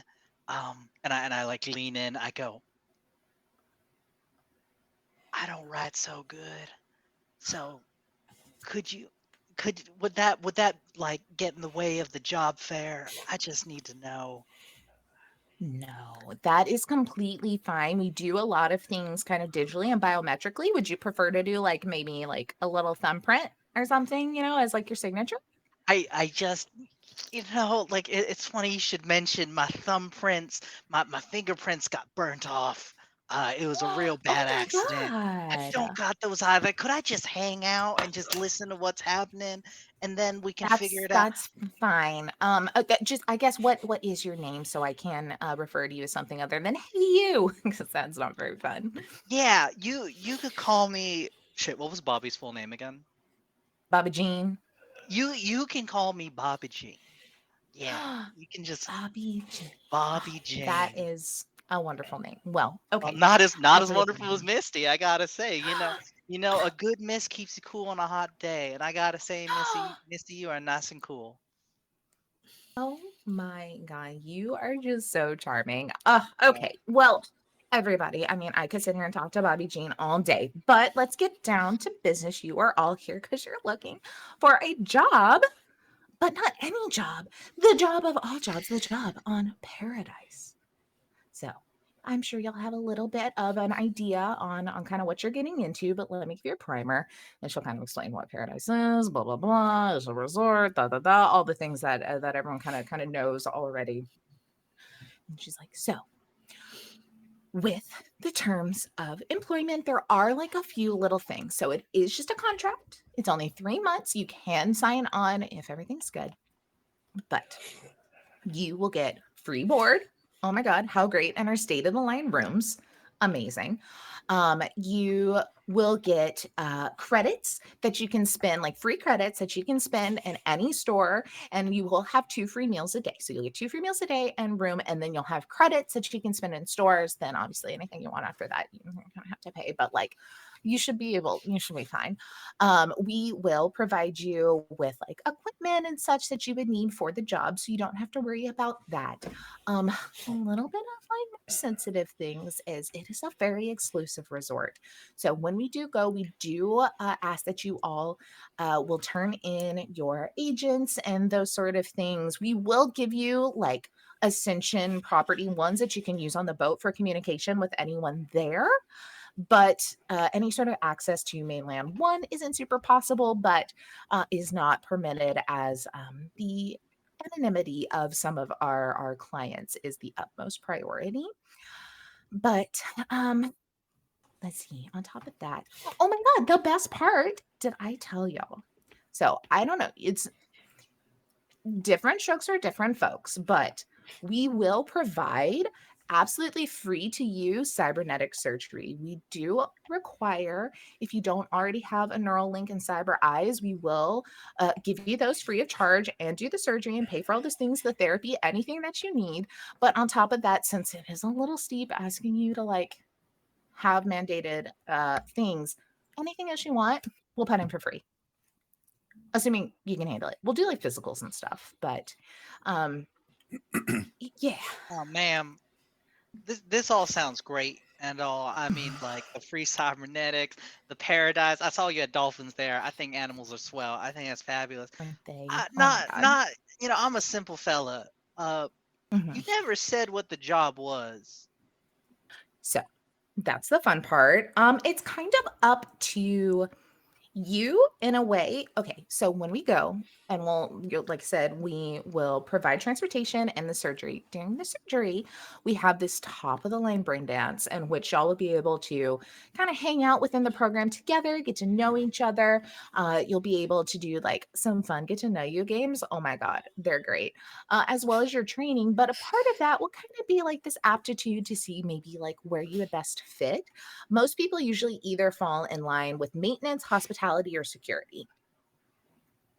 But you would be an all functioning team. We do like to hire as teams so that way, you all kind of know each other, you know who to go to for different things across different boards. But It y'all makes it ain't. much easier. But like, here's the thing. Like, I ain't buying a cow without knowing who the herder is. Y'all ain't done. Y'all ain't done. Check your resources or like references or nothing. You just bring people into a room and just have us. Yeah. I mean, we do all of the training and everything. So really, as long as you're willing, of course, there's going to be a little bit of like the background check to make sure you're not like a serial killer or anything. But like, as long as you pass the physical and everything is all good to go, we train you fully, and we have a very secure internal staff to deal with any sort of issues if unfortunately we do end up hiring the wrong individual. But really, we like to be an equal opportunity employer, and we don't really want to like block anyone off from having like this really great opportunity on their resume. Could we talk amongst ourselves about this? Like, we don't even know each Yeah. other. Oh Like, yeah, absolutely. like alone. Enjoy your snacks. All right. Well, I mean, I can. I did say that once the door's locked, it's locked, but I can like stay in this corner near the speaker, so maybe I can give y'all a little bit more privacy. Is that okay? Yeah, that'd be darling, honey. That'd be so Okay, great. You're wonderful. so I'm sweet. gonna go get some punch first. Like, go smoke Cascade some genuinely grass. snorts at that. Like, Yeah. I'm gonna stand in the corner, okay? Y'all know Atticus those turn. TikToks of the woman who plays Veronica in The Yes. Yeah, Office? she's entirely It's very Veronica in that. the office. She's like doing this. Anyway, Yes. Atticus turns to everyone. I go like, all right, look, two things. One, the porch light's on, but no one's home with that one. I gotta say. Like, I gotta say. Two, coming from where I've grown up, I've seen quite a few cults. And this 100, y'all haven't drunk the punch, have you? Like, that's how it starts. You drink the punch, and the next thing you know, you're calling somebody father, and they're making you work at a yellow deli. Like, we can't be having none of that here. So I'm just trying to get away from a crazy Russian woman who with an actual revolver. So I yeah, hear I'm the echo good. dunk dunk dunk of a gunshot You know what? somewhere. You know, now that I think about it, this job sounds really pleasant, honestly. Like, this seems like a really great opportunity, and I think we all should take it with our heads held high, with great confidence. And sometimes people can just kiss your go to hell. So we in. By the way, name isn't Bobby Jean. Atticus Shepherd, Corona, hello, Lantern. Interesting name choice. That's great. Noel, I know you. Sorry, you went to different L. Yeah, I recognize you. I've seen you around up top before. Uh, I'm gonna go sit over here. All right, and I'm like so actively nervous about the gunshots. I was already halfway through writing an article about about Atticus like skipping town to avoid debt collectors. When I heard the big bangs on the door from Big Lady, and I was like, you know what? Don't eat it, actually. Don't need that drama. Terrified. Let Divine take that one. Yeah. You know the worst part, like I see you close your notebook, and because I've like dealt with you long enough, I had a sense of what you were writing. I was like, you know the worst part of it? She's so hot. Like, I'm sorry, I know that's rude, but she's like, I didn't think I had mommy issues, and then I saw she's so hot. Like, you need to understand, if she didn't I'm, have a gun, I would let this woman step on me, and I would thank Jesus for it. I mean, Like, I'm sure she would love to have you in her holster at some point, but are you okay? That's a real subjective question. Let's just say I'm alive right now, and I plan to be alive a bit longer. touche. Misty's just been standing in the corner, facing the wall, like Her. eating some watermelon and drinking some Kool-Aid, and just kind of looks back. So, are we good? Like, Misty, what exactly is the job again? oh, okay. So most people fall under maintenance or hospitality or security, but you'd be an all-encompassing team. So you would kind of need to know a little bit of everything, though obviously everyone would have their own kind of specialties there. But really the overall goal is just to provide a fun and happy and safe environment for our patrons. So really think of it like event working entertainment industry kind of things. If someone needs like more towels, you either get them or you know who to ask to go get them. If someone is drowning, you jump in and you go grab them. It's kind of whatever really needs to be done at the time. So we're lackeys. Yeah. But all of us are really. Look, let's be honest. When she gets a little serious, let's be honest. When they're paying a minimum price of $10 million, none of us fucking matter. But it's gonna be so fun because it's like super sunshiny, and you're gonna have lots of days off. Oh my god, it's gonna be great. You can enjoy things. You can be on rotation with other teams. Have you drank the punch? So much. Okay. She's like just shaking with like sugar energy. How much Everclear is in that punch? None. And she like pours a flask and then puts it back in her chest. Wink. Wink. I like the cut of her jib. All right.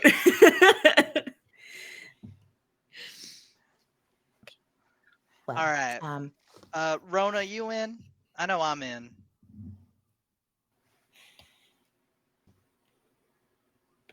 I'm in. Sorry, I forgot that Corona could be shortened to Rona for a second. I completely scrubbed that from my consciousness from the past 3 years. I'm sorry. Let me fix that. COVID-19, you in? Fuck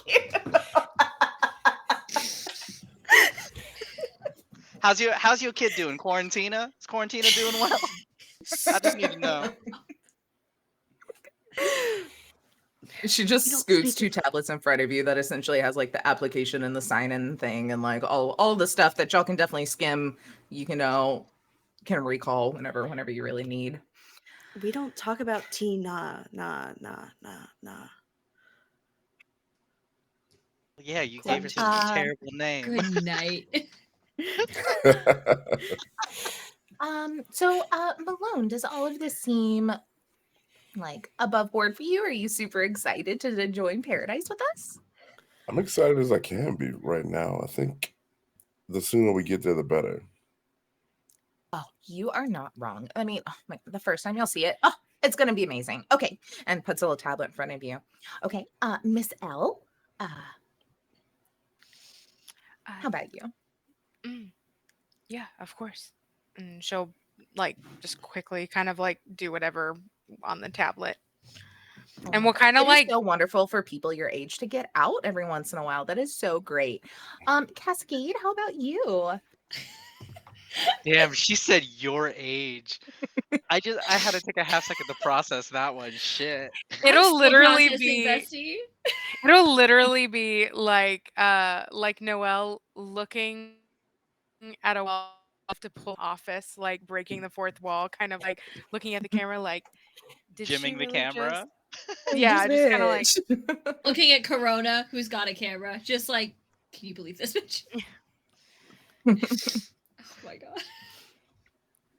Oh my god. Cascade, what about you? It looks like you are all sorts of ready to maybe do some maintenance. It seems like you know your way around some plants. There's so many on Paradise. I think Cascade is picking at their nails. Totally not picking blood out from under their nails. It's fine. And just like, oh, you've clocked me in one. Just like reaching for the tablet. Wonderful. Like I have a choice. So everybody, once you get all that signed, feel free to grab any more refreshments. But pack up some of your stuff. You're only in like a bag. Like I said, we'll take your agent before we get on. Keep it nice and safe for you. But we will leave like, let's say we meet at the lobby of the upper floor at 11 a.m. tomorrow. Any way we can go tonight? You know, like it just seems like no time like the present. You know, like I think we could go. Unfortunately, we don't have a ride tonight. So unless Yeah. you want to swim there, which not advisable. You got a place I mean, y'all said you can give us anything before the job. Do you got a place we could maybe stay at before Oh, leaving? Like maybe a place like kind of akin to this where once we're in there, nobody could get in without our consent. I mean, you could get in, honey. You're fine with the frog's hair, but you know what I mean, like Absolutely. We can set you up with some, just like a little coffin hotel for the night. If that's what you want, that would be a little closer to where we're going to kind of take off. that would be And that that goes would for be anyone that maybe does not have anywhere or would rather not stay wherever home is tonight.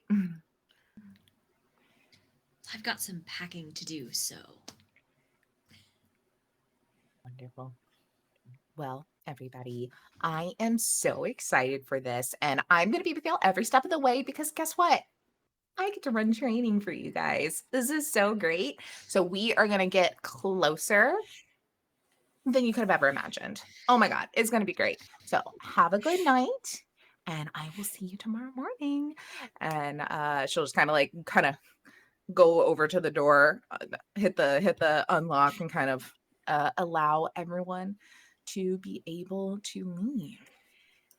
And I think with that, that is where we will call it for the night, as you are all ready to have a nice little sleep and shove off to paradise tomorrow. Woohoo. But in our Discord, there is Misty. Okay, well, let's do a quick little round robin of where everyone is and all of the things. I believe I started with Kit first last time. I believe so. Hi, I'm Kit. I played Cascade tonight and will continue to do so. You can find me on Twitter at KitRollCos, same way it's spelled up here. Sometimes it shifts. Or on Instagram at KitRoll. I will be doing a couple things this week. This has been a long week of streams. But you can find me over on Live from the Apocalypse on Friday for Regency Monster Hearts. I'm so excited, y'all. I've been brain rotten about this one hard. So that's going to be awesome and fun. You can find us over there. Somebody else here is also in there, but I'll let them plug that on their own. And then on Saturday, we will be over on The Lost Caravan with another premiere, because that's what this week is for. We will be doing our Fabula Ultima campaign, Fatal Ascension. And a lot of Ascension campaigns also. It's thematic. We love to see it. Yeah, also thematic. I will be playing a robot. So tune in. It's going to be great. It's going to be awesome. So that'll be over on Lost Caravan. And then I will be, all around. So come hang out on Twitter and see where I will be. Except Sunday, because I will be napping so hard. Yes. All right, let's then go to Amber. Hi, everybody. I'm Amber, also known as The Space Jamber. I'm a TTRPG writer, editor, podcaster, streamer, and I would love to be in your next project. You can hit me up at The Space Jamber on Twitter or my website, thespacejamber.cool.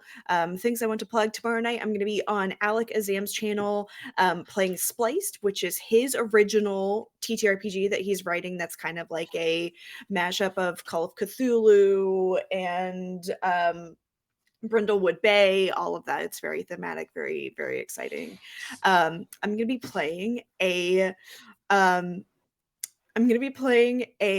suffragette who likes to get in a ton of fucking fights, very inspired by Emma Goldman. Then Friday night, I am also going to be in that Monster Hearts Regency game over on Live from the Apocalypse. I'm very excited. We're definitely going to be very normal about this. We're going to be totally chilling great. Totally normal about it. And I'm not playing a reclusive character at all. And then Saturday, I'm going to be in the air flying to Austin, and none of y'all will find me because I will be gone. So don't look for me on Saturday. Because you're running from a Russian woman named Revolver who's trying to get some money off you. Yeah. Yeah. Also running to Austin for a secret, but it's fine. All right. Let's then go to Mark J. What up, y'all? Mark J here. I've been Malone the Fixer. It's been super fun. When I'm not here, you can find me find a lot of us here at Apocalyptic Unlimited. We're an all POC co-op. Here to uplift the voices of people of color in the TTRPG and gaming space. Articles, art, interviews, and games. When I'm not here, you find me doing blurty shit at More the Merrier on the Twitters. Awesome. Jamar. Hello, my loves. I have been everyone's favorite himbo, Atticus Shepherd. It's really I still have a bit of a twang in my voice that I'm trying to switch out of. This is your life for 2 months now. This is who I am now. This is everything that I am. Yeah, you can find me in the Tabletop for Day in the World podcast. Also, you can find me at jmarkexento. Check my website, jmarkexento.com. Like I said, full-time career as a trauma recovery coach. Also, I am co-facilitating a queer wellness retreat over the course of 5 days in the Poconos Mountains. So if you have ever wanted to be among queer community at a really dope space and learn about healing at a really accessible price point, check it out. It's called Queer Liberation. And if you're interested, literally just DM me and I can send you the link to sign up. And we onboard everybody because we want to make sure we're protecting the psychological safety of everybody there. So you can't just sign up. We have to make sure we meet you first. So very trauma-informed space. And then Blair. Hello, I'm Blair _ Canadian Moose all over the place. Tonight I've been Noelle, the Fixer. Let's hope, fingers crossed, that the rest of her experience in this actual play will be happier than it was today. Places I'm at, you can find me here all the time. Wednesdays doing this, and then also Sunday evenings where I am in Hyrule Historia, which is a Legend of Zelda story using Cipher system. I play a little Rito bird person, and it's super fun. um, as somebody who uh, is not the most in depth in Legend of Zelda, like I know a little bit, but not everything. Connor does such a great job, and it's an amazing world, and it's been so much fun. So even if you're just kind of like a passing Zelda fan, like still come and hang out. It's super fun. I also am on 2000 Tales on Friday, sometimes doing Weird Web, but that just ended. So now, starting again this Friday, we're doing Cyberpunk Red, like Taylor was saying. We're in the Appalachian Mountains, not Night City, and it is crazy. There are shadow people. There is family feuds. My family owns a fish shop, and my dad is basically Bob's Burgers, Bob from Bob's Burgers. So it's really great. Also, my grandma's like really up to something with secret bingo. Anyway, um, then also I'm on Lost Caravan sometimes. I was over there last night, so you should go check that out. But also on the 16th, we're playing episode 4 of Nova, which is started out as a one shot, and now it's a 4-shot mini series. I don't know. I'm going to cry so much in this next one. It's so good. Mwah, mwah, mwah. So awesome. Other than that, just sorry, I'm tired. I'm like blah blah blah blah. Other than that, just follow me on social media and figure out what I'm doing there. Good night. And I'm Taylor at _potato_. I'm here. I'm in the things other people said. It makes myself, it's very life easier when I just go last because y'all do all the things. Also on 2000 Tales on Tuesday for Big Gay Dice Game. Starting this month, we'll have some Vampire the Masquerade in which Jim Mark and I get to be little hoodlums. It's gonna be great. But here, everybody come back tomorrow for some red markets, and then Friday for my headphones just died. It's okay. I'm talking. I don't need to hear anything. Yeah, come back on Friday for After These Messages, ran by Bobby from 2000 Tales, and then Sunday for Hyrule Historia. And that's gonna be it for us. I'm gonna smile and wave as we are going to rate Cape Geek art. So everybody go show some love, and we'll see you back here on Wednesday for the actual going to Ascension. We know our characters. We know their trauma. Let's see how it plays.